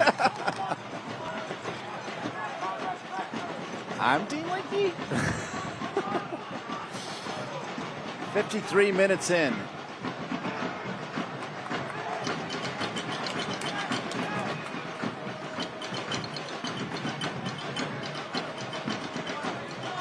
Put that on your bloopers reel of you. How many years, Dean, has it been? You know, that's got to go. And that's not even your fault. You just read it with it. So. Thank you for adding that not my fault part in there. Here's Rafa.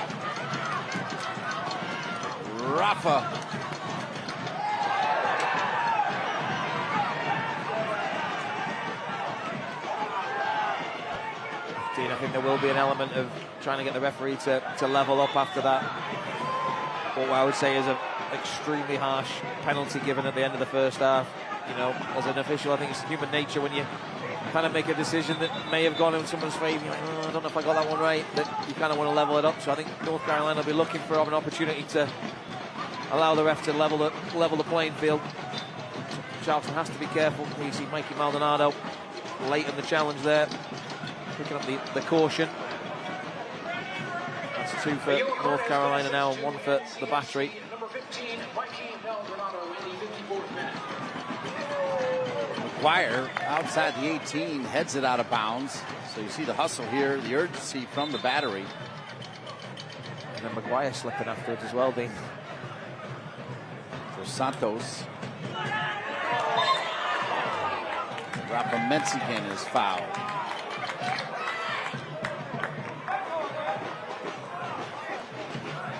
A couple players warming up for Charleston, the whole lot warming up for North Carolina FC, and they got some good ones down there. John Bradford has some decent options.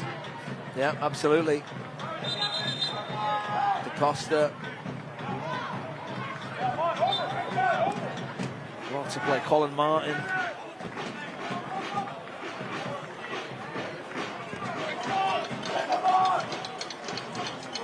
Adam Luckhurst as well, the local Duke player, now in his first year as a professional. James Savania and Louis Perez as well, so 2 quality left foots as well. Subs will definitely have a big part to play in this game. So still early on in the season, Coach is trying to manage those minutes. And we know what a big pitch it is here at Wakemed. Talking about good pressure from Rafa Mensingen. Dos Santos bailed out. There was definitely a hand from Mensingen, but I think a little soft.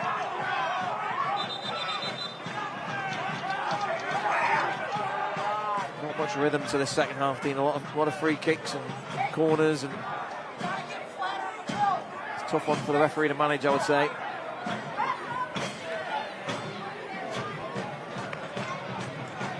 Dwyer will pick it up, minute 56.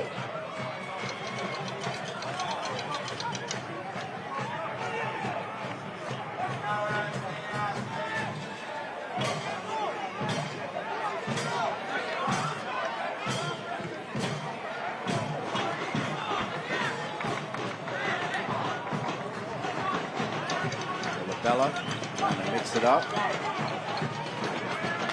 Mention that long, wiry basketball-like frame. Basketball player-like frame. Not an actual basketball. Armstrong. Go out of bounds. Quick throw in here for Charleston. And knocked out of bounds. Will stay with the battery.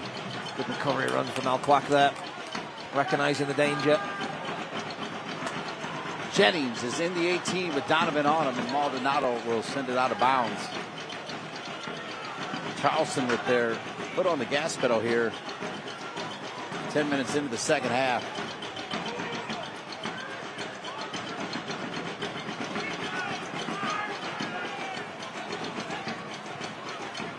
They find Malloy. Malloy, so good. Off the head of Washington. Flick from Summersaw. Dos Santos wins it back for the battery.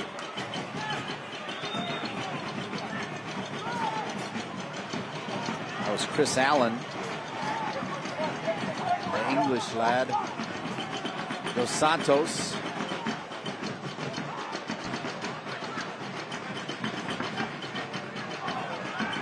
Turning back in, a foul called against North Carolina FC.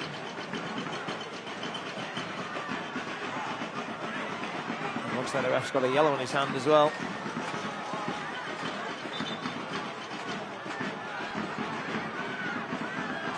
So adds insult to injury, doesn't he? He's going to get a yellow card and he gets one in the face. I don't think there's any argument over it being a foul though. Arturo Rodriguez just getting the wrong side of him.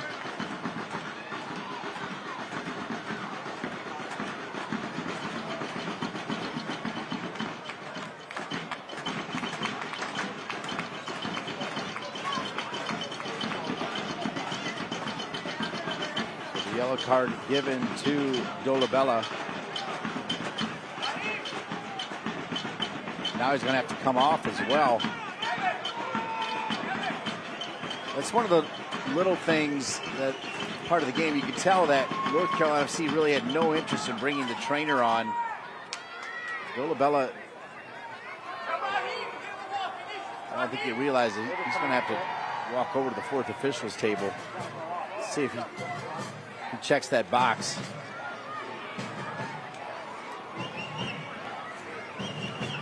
Yeah, he's going to make them. Just what the battery want, the 6'4" man departing from the wall. That'll make the challenge for Aaron Malloy a little bit sweeter. Or Juan David Torres. He was a bit of a key brick in that wall, I think, Dean.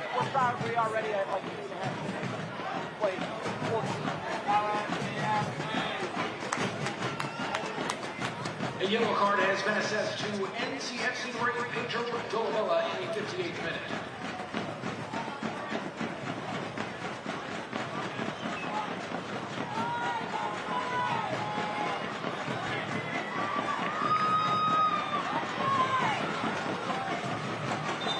I would think Malloy's right foot, but I guess not. It's going to be the left, right at McGuire from Torres. That's twice that Malloy has deferred. Well, he had one in the first half, didn't he, Malloy, that he put over the bar, so Torres does have a good left foot. Armstrong trying to drop it into space for El Quack. Minute 60, and we are seeing one of the assistant coaches for North Carolina FC making their way down. Andrew Scheck does a great job along with Mike McGinty, Pekka, Eric Roman.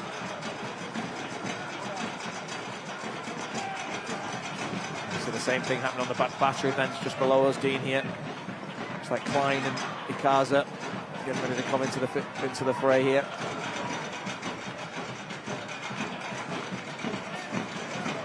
Maldonado, Conway, and Conway will just lose it. More slipping. Dos Santos.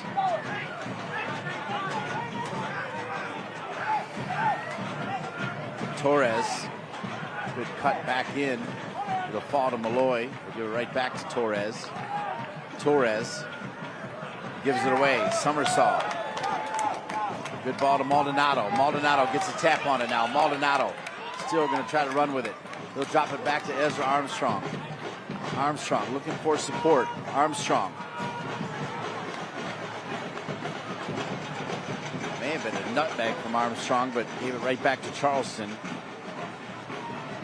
Craig in a foot race on the far side. And Craig with the foul.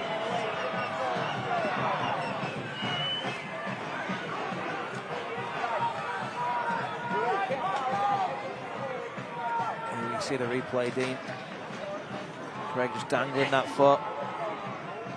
Martinez takes the offer. This is a free kick in a really dangerous position because now Torres can really whip that towards that far post. With some pace and venom on it. All we need is a touch from one of the big Charleston battery men in the box. You look at Archer and Jennings and Smith.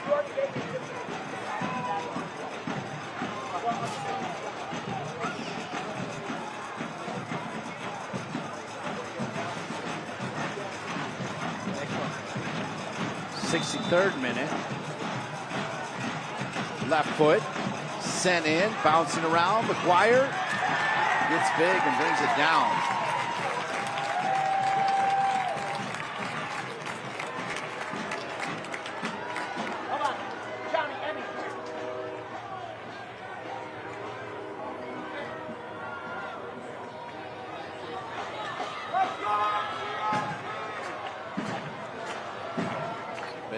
With one final message to the two subs.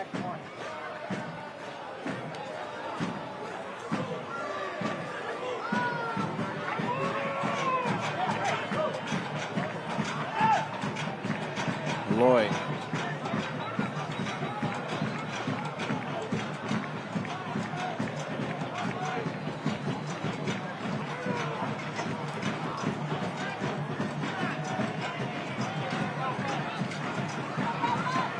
Good trap from Rodriguez.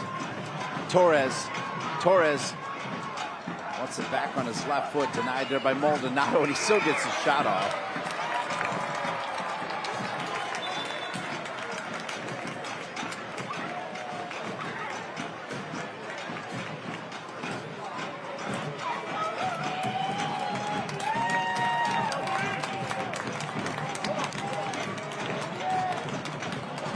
Substitution for Charleston. Leading the game, number 4, Chris Allen. And they've done the subs wrong there. Ben Pierman not happy. Leading the game, number 91. Well, then they were intending to bring off Landry. And entering the game, number 18, Johnny Klein.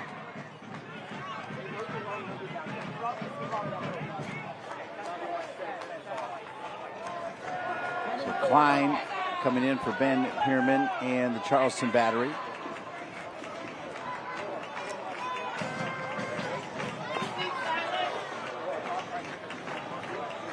Correction for the substitution. And the other sub is going to be Emilio Ikaza from St. Petersburg, Florida. Johnny Klein.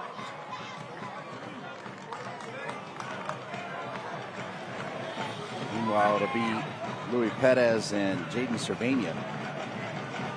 Two very creative players coming in next opportunity for North Carolina FC. Who are they taking out, John or Andrew?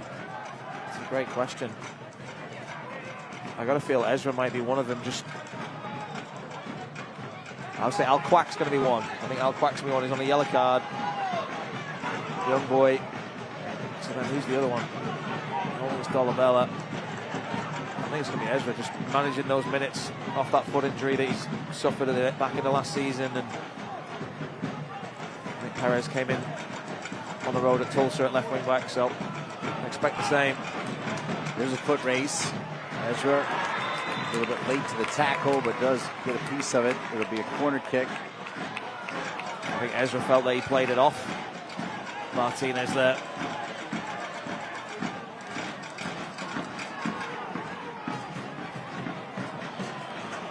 North Carolina elected not to make the change on a corner. Most coaches do not want to make a change defensively. We're defending a set piece. Corner kick coming, headed out there by Donovan. Maldonado makes sure of it.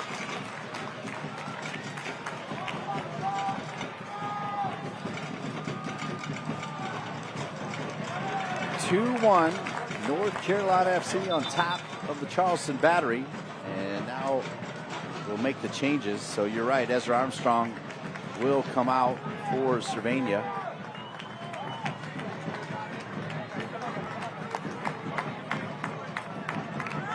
And Al Quack will come out for Perez. Substitution for NCFC in the 67th minute. Leaving the game for NCFC, number 42, Ezra Armstrong. Entering the game, number 10, Jaden Cervania.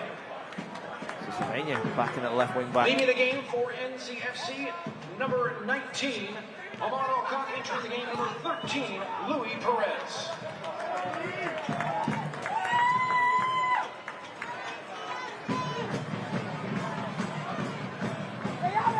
Minute 68.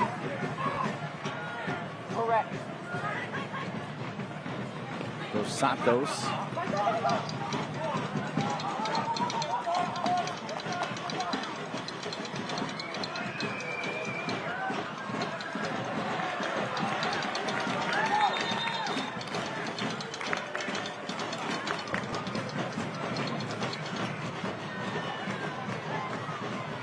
North Carolina FC will be taking on the Charlotte Independents for the Jägermeister Cup at home on Friday, April 25th.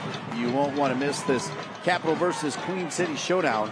Tickets are available at northcarolinafc.com/tickets. Minute 68.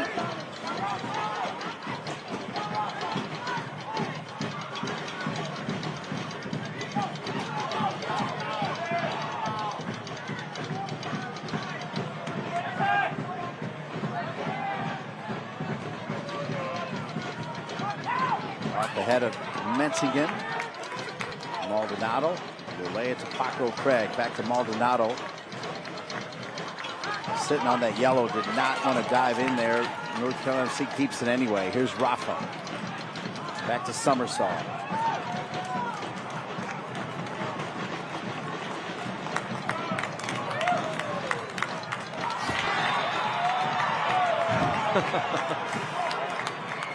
A piggyback ride there. Paco Craig out of a spot of bother. Another slip there, Dean. It's like they've got roller skates on sometimes on this surface. Paco Craig trying to get up, and Torres is on top of him. Not much he can do. Cervania will lose it. Torres grabbed a jersey. Oh, but still called though against North Carolina FC.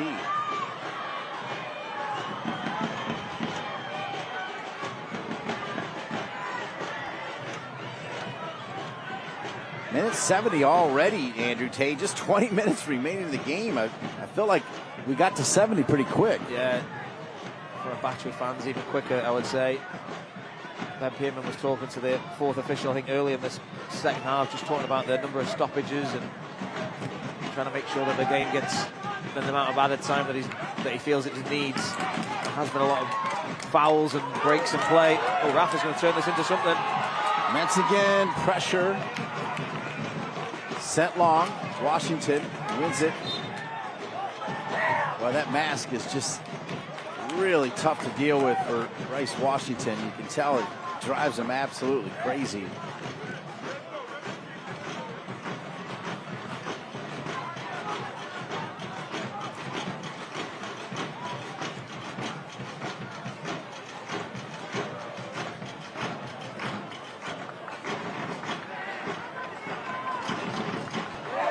Great work from Perez. He's got Conway in front of him. Gives it back to Summersall. Now Maldonado. 2-1 lead.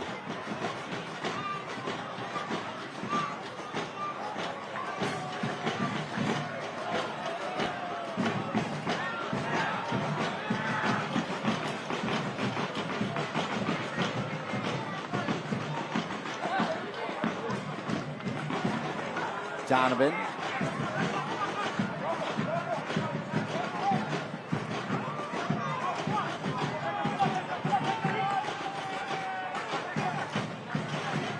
Dolabella never stops working.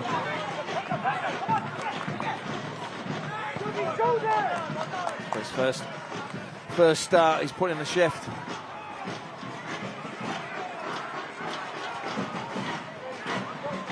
Offside there. Offside. Flag has got to come up, and it does. It's a good combination play, though. Torres coming off that line. And Sue getting on the last defender, but just the timing just off there that time. Fans, meet us back here on Friday, April 25th. I was expecting a bit more a reaction from the Battery the second half. Haven't seen it so far. They came out start of the second half with a few set pieces and a little bit of a higher intensity in the press, but still not the rhythm or cohesiveness I'm expecting as they say that. We've got two more changes coming down below us. I want to thank Emily Hunter Valencia and Holly Wintering from the broadcast part of the NCFC family. Kyle Lang, our executive producer. Joe Ferrara producing. Paul Bean, Ian Lang, Ryan Moeller, Tanner King, Chris Walsh. Dropped to Rafa Metzingen. Summersall is still down. Perez will lose it, and now they'll stop it. The rest of the crew: Trip Culbreth, Larry McLean, Andrew Taylor, and our main man, Brian Ware. That's our crew. Two more changes getting ready to come on for Ben Pierman.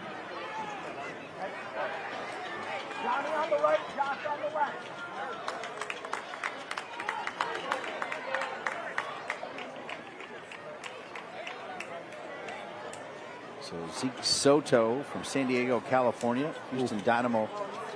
That's a painful one. The cars are just studs. What's it? Contact with Summersall's leg.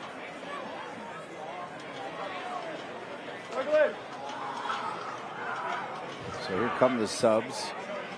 Also coming into the game, Josh Drack. Spent some time with Huntsville City FC.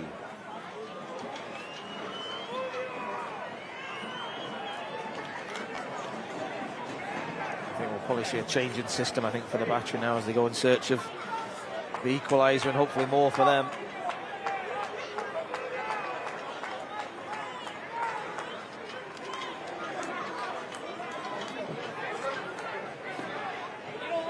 Substitution for Charleston in the 74th minute. Leaving the game is number 42, Douglas Martinez, and entering the game, number 17, Zeke Soto. Also leaving the game, number 91, who sold entry, and entering the game, number 23, Josh. Minute 74.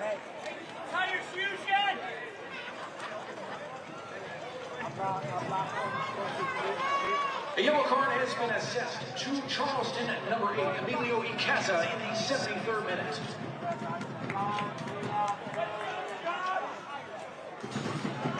So I think it'll be a back three for Charleston now. I think Dos Santos is going to be sort of left centre back.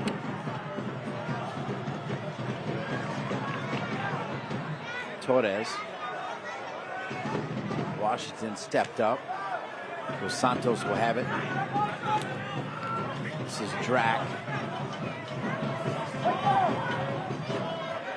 Charleston have signed a couple 16-year-olds, 2 pro contracts.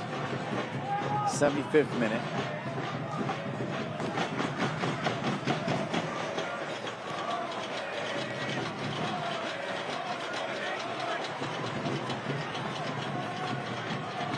Minute 76.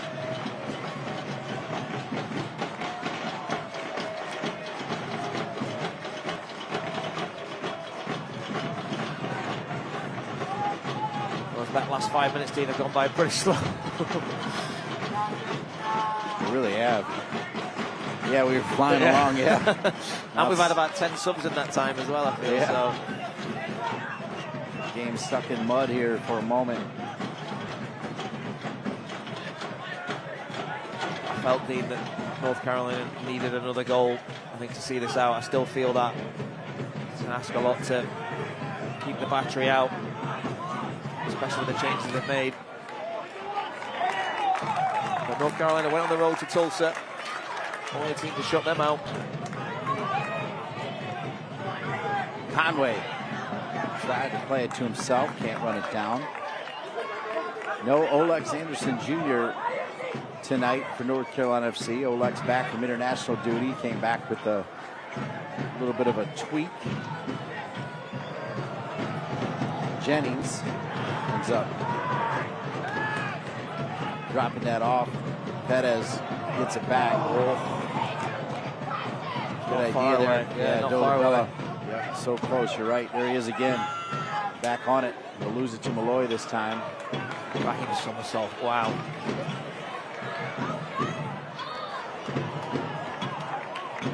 He's feeling the effects now. He's really put himself about in that middle. Playing Charleston and the way they move the ball, you have to really put a shift in. And him, Dolabella, Maldonado, I'd love to see the yards they put in today, Dean. A lot of yards. Several miles. Like a handball over there, and it is. It'll come back to North Carolina FC.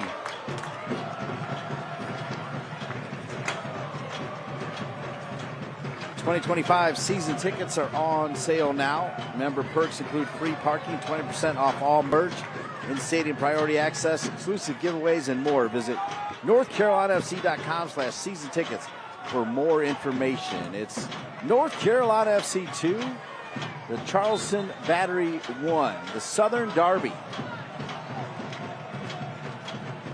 North Carolina FC has not defeated the Charleston Battery since 2009.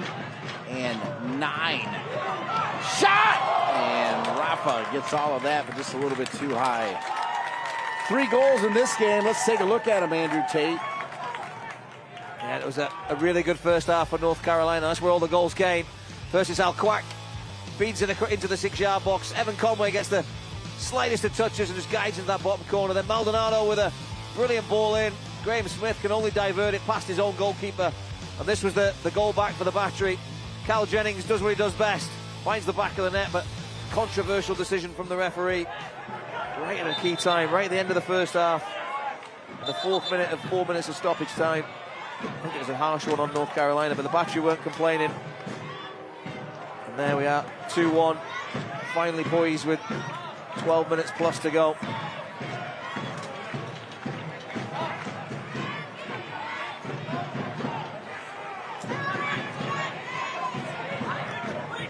'79th minute. Torres off the head of Washington, who's had another solid game. Craig. Cervania. An own goal is the difference, as you just saw from the highlights. Maldonado had some heat on that ball, though, didn't he? It was an absolute beauty of a strike. Like I said, as a defender, when you're facing your own goal and you know it's coming across the 6, you have a decision to make. Do you leave it? Or do you try and direct it wide? And unfortunately for Graham Smith, it was not the contact he was looking for. Snapped out of there by Cervania. Great work by Maldonado. Conway knocked out of bounds by Dos Santos. John Bradford helping out The assistant referee. We're at minute 80. The last 10 minutes have taken at least 30, it feels like. And the clock hasn't stopped. It's the strangest thing, isn't it? Yeah. As we know, one moment can change a game. Oh, Malloy gives it away. Louis Perez on his left! You just said one moment can change the game. That was a big moment there for the home team. Yeah, and Louis Perez's left foot, there wouldn't be many other people's feet that I wanted to fall to, and he just drags it, just doesn't get the contact across the goal. Doesn't find the bottom corner. Good chance for North Carolina. But I think in terms of the response, Dean, after giving up that goal right on half-time, you wouldn't have been surprised if Charleston came out through the kitchen sink and went on to rampage to victory, but that's not the way the second half's gone. North Carolina, much like the first half, kept them at arm's length, kept them in the areas that they want them to be, picked up the loose balls. We see it again here, Mikey Maldonado.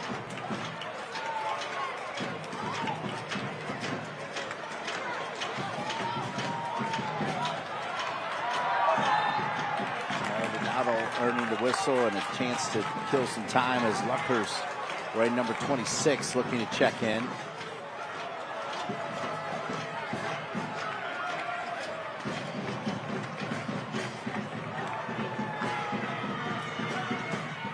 That'll be a straight like-for-like swap with Evan Conway, yeah.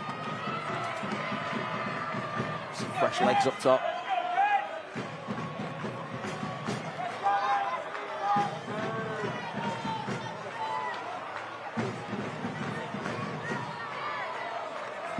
Saying one moment could change the game, Dean, as we know, but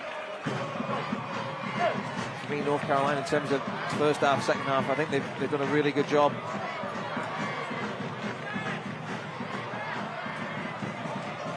Just managing the game. They're never going to dominate possession against Charleston, but they've allowed them to have the ball in the areas they want them to have it in.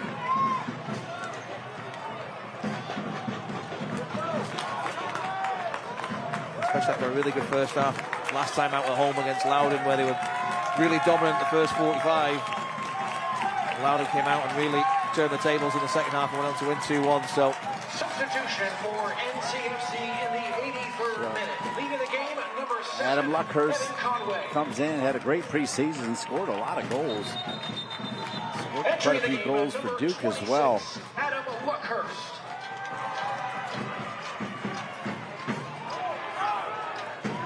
Tell you what, Dean, I'm going to start doing my analysis of stoppage time here, added on time. I think this could be a big one. Yeah,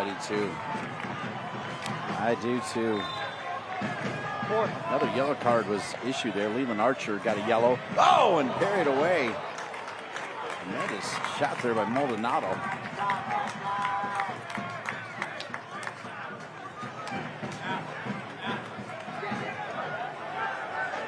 Louis Perez will take this corner.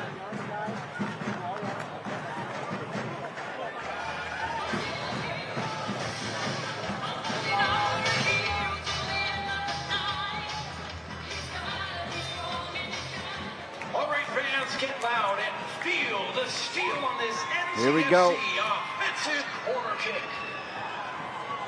Not much damage there as they'll play it into space. Jennings will run it down. Jennings looking for some white jerseys to join the party. They're starting to come. Maldonado, perfectly touched play. Maldonado having himself a game. Gives a back away there, though. Great distribution from Zamudio to release Cal Jennings there. Oh, what a ball. McGuire. Ooh. And McGuire is hammered. And knocked to the ground. He was really hit hard. It's a brave play from Jake McGuire. Trevor Mulqueen's going to race over. He may have to come in and finish this one off. See it again here. Torres whips it in there. It's always going away from McGuire, but he gets his fist to it. And collides. And Soto just bouncing off of Paco Craig there. Right on the shoulder of Maguire. Well, Queen's ready. One more change for Ben Pierman. Jackson Conway. Substitution Spent time with Atlanta United FC, going to come in. Dos Santos will come out. Entering the game, number 36, Jackson Conway. And that is an attacking change. Soto and Klein now, not defenders by trade. They'll operate as the flying fullbacks. So it'll be Archer and Smith to chaperone Luckhurst. There's not much more attacking weapons they can get on. Maguire's up though.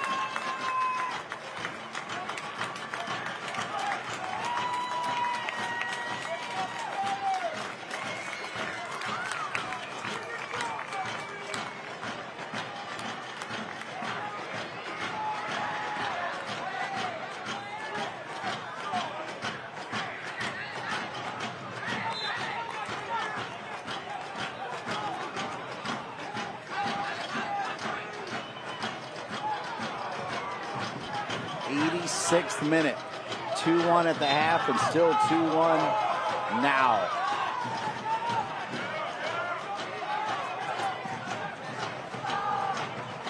You're right, Ben Pierman continues to talk to the fourth official about time. He's a good coach, Ben Pierman. He's doing everything he can to get his team sorted out here and find a way back into it. Donovan goes down as he had a head-to-head collision there with Jennings. I wouldn't be surprised to see 9, Dean. I think 9's the number I'm going to go with. Wow. I'll take the under because you. A yellow card has been assessed. Am I allowed to do that? Yes, Dean. You can do what you want. You've heard that right. Thank you. Oh, that's a goal kick. Yeah. Good play from Sylvania.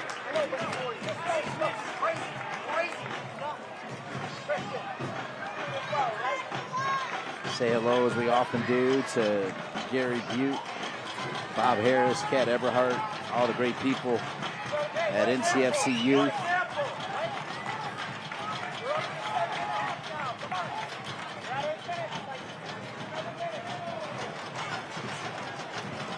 Yeah, Ben Pierman there, just picking it up and saying, add another minute, add another minute.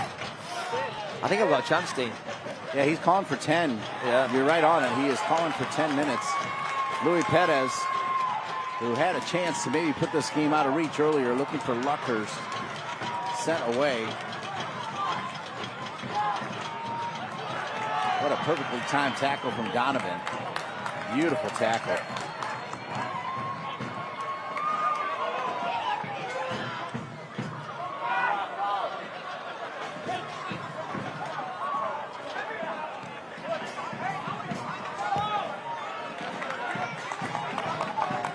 Charleston. They know they are going to get a lot of time. They're patient at the moment. Donovan, who just had that great tackle over to Perez. Tired decision from Louis Perez, and he's just come on and look after that ball there.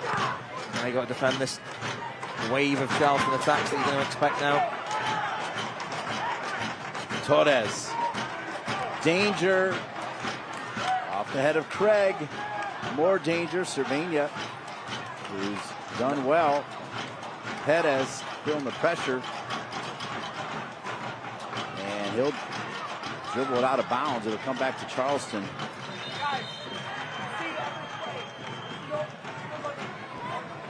You're at like 9 minutes, 10 minutes. You understand? A tackle from Donovan, solid. I don't have a lot of stand up. I get it. We're like 8.5, 10 minutes. Yeah, it's a great tackle. From the first when I saw it, Dean, I thought it was a bit reckless lunging in there, but he got all ball and needed to. Torres. Well, here comes a corner kick for the Charleston Battery. Minute 90 as we're approaching Town Properties added time. Warring fans, time to chant. Keep it out for this defensive corner kick. Torres. Charleston looking for the equalizer late here. Maldonado plays it well off Charleston. And it'll be a goal kick back to Jake Maguire.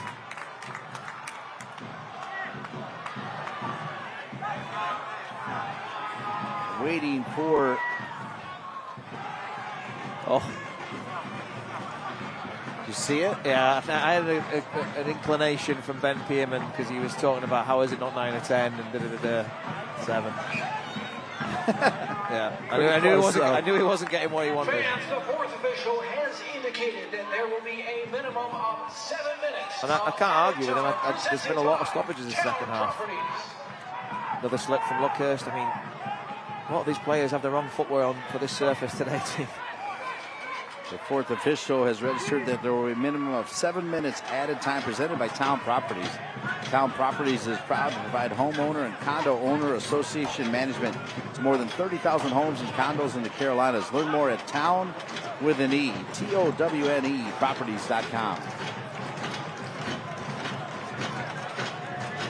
7 minutes of added time.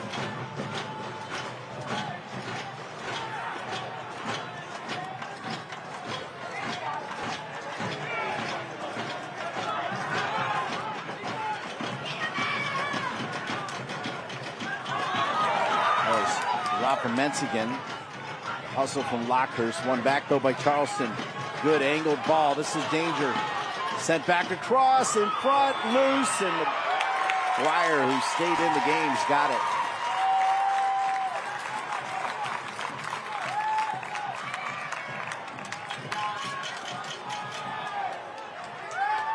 A good cutback from Drac there. A frustrating evening for Ben Pearman though. Just holding out hope that there's another chance or two for them to get that all-important equaliser. That's what Dolabella gives you though, Dean, there. Gives them that option to go longer and get something. Play off them. Somersault looking to switch it to Cervania. One back though by Charleston.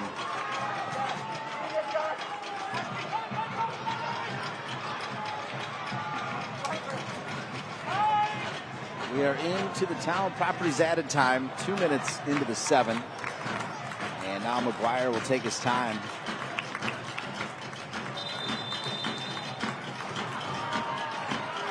Now North Carolina FC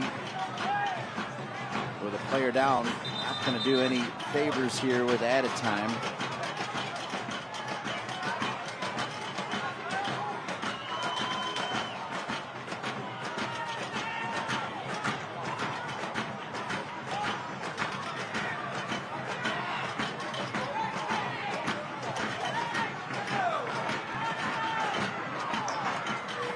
Craig cramping. I think have they used all 3 windows, Dean? Luckhurst, Perez, Cervania. Have we got one more change? Yeah. I think they got one more. Looks like they're...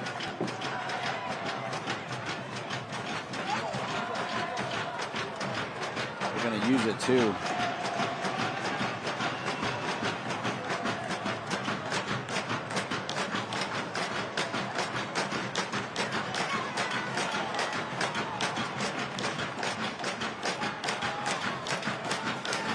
Putting on the uniform is Tristan Hodge from Trinidad and Tobago.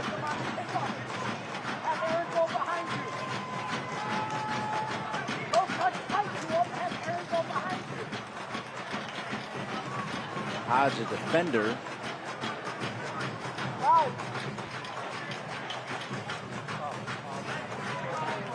And maybe Paco Craig that he comes in for.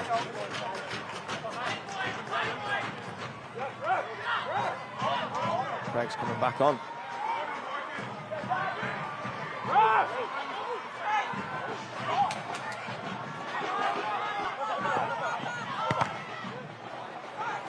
Somersault. Craig's still standing on the sideline, trying to get back on. He's on now.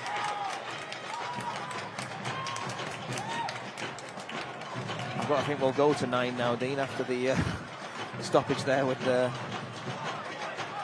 Craig. I'd say you're right.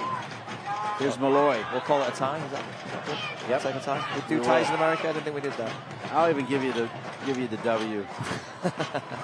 I don't, Dean. That's just pity now.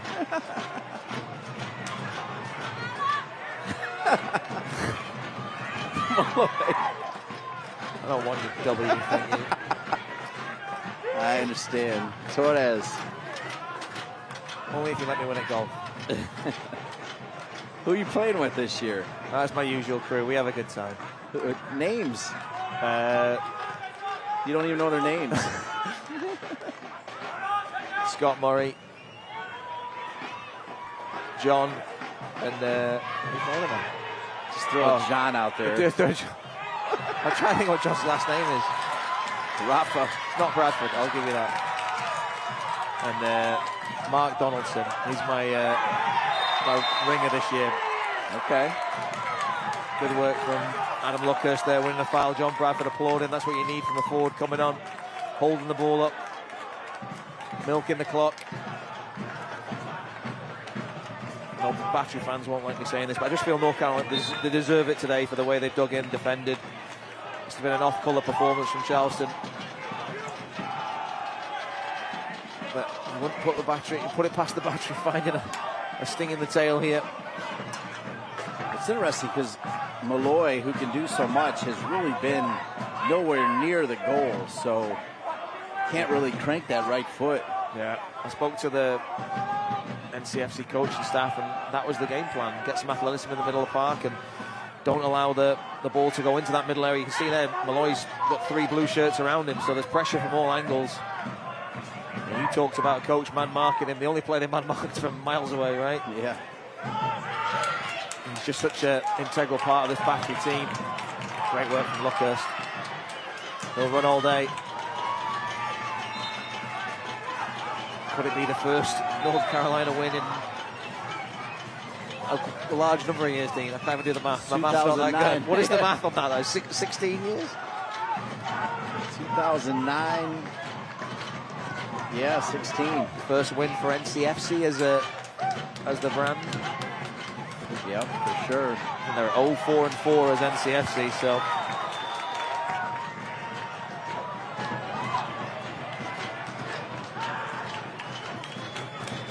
Sylvania knew that was off of Charleston, so let it roll out of bounds as we are 8 minutes in.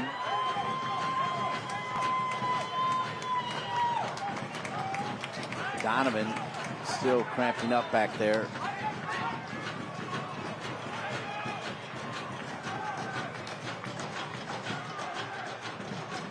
Did they not make that one change?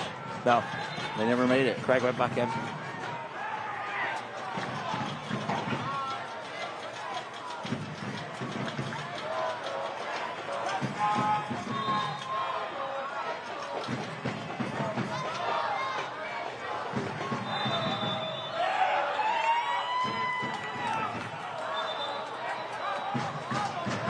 Now we're into 9 minutes, so he may go 10. But to be fair, even with all this extra time, Charleston's not been super dangerous. Once again, here's Jennings. Jennings may just crank it himself. That's the commentator's curse right there. Not been super dangerous. Then Jennings picks it up 25 yards out. I'm thinking this is going in the top corner. Yeah. There's Torres. Chance to tie it. Oh my. Out from Sylvania. Torres head and hands. You can't believe that was such a good look there for Soto. North Carolina FC. This should be it. This should be it. And what a massive victory it will be indeed.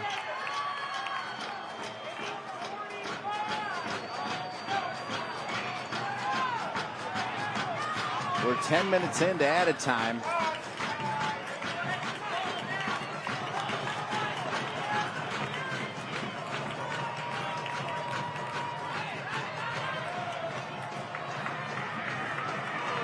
MD Myers, who is warming up quite a bit. Also a big-time goal scorer will be added. But there it is. How about North Carolina FC? For the first time since 2009. They get a Southern Derby win over the Charleston Battery. Final score, North Carolina FC 2, Charleston 1. Yeah, back-to-back wins for North Carolina. Their first win at home of the season. You can see the The look of sheer joy on Maguire's face. Thought it was a thoroughly convincing performance from North Carolina. They did everything they had to do, even the disappointment right on half-time. They bounced back from it. Massive win for John Bradford, really pleased for him. For Charleston, frustrating night, but I know they'll bounce back from that and be right towards the top of the table as the season goes on. We'll take one more break and be back to wrap it up. How about North Carolina FC? They got a 2-1 win over Charleston. Done. Aches and pains? Virtual urgent care to the rescue. So download the WakeMed All Access app today and take care of everyone in the family, including the two of you. Let's take a look at the highlights in this one. All the goals coming in the first half. Yeah, it was a good first half for North Carolina. Ezra Armstrong heavily involved in all the good stuff going forward. Mikey Maldonado with a raking pass out to the left flank. Ezra Armstrong patiently picks out Al-Kwak, who feeds it mid-height. Evan Conway ducks, gets a flick, guides it past Zamudio in the goal. And North Carolina were in front just like that. And then Maldonado again heavily involved, fizzes a ball across the box. And nothing that Graham Smith can do but feed it past the goalkeeper, much to his dismay. But then right on half-time, lifeline was given. The referee saw a handball. You see, Craig's got his arm out, but it actually hits the one that's tucked in. And just like that, Cal Jennings finds the back of the net, and on half-time it's 2-1. You thought that could be decisive, but North Carolina in the second half came out, were really strong, kept Charleston at bay, and managed to grind out that 2-1 win that I think their efforts and energy deserve.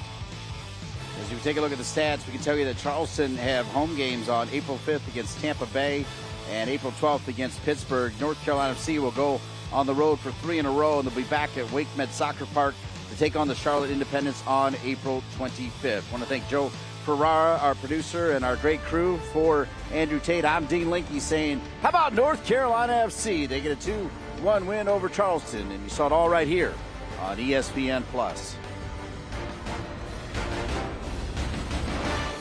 This copyrighted telecast of the United Soccer League cannot be retransmitted, rebroadcast, or reproduced without the express written consent of the United Soccer League.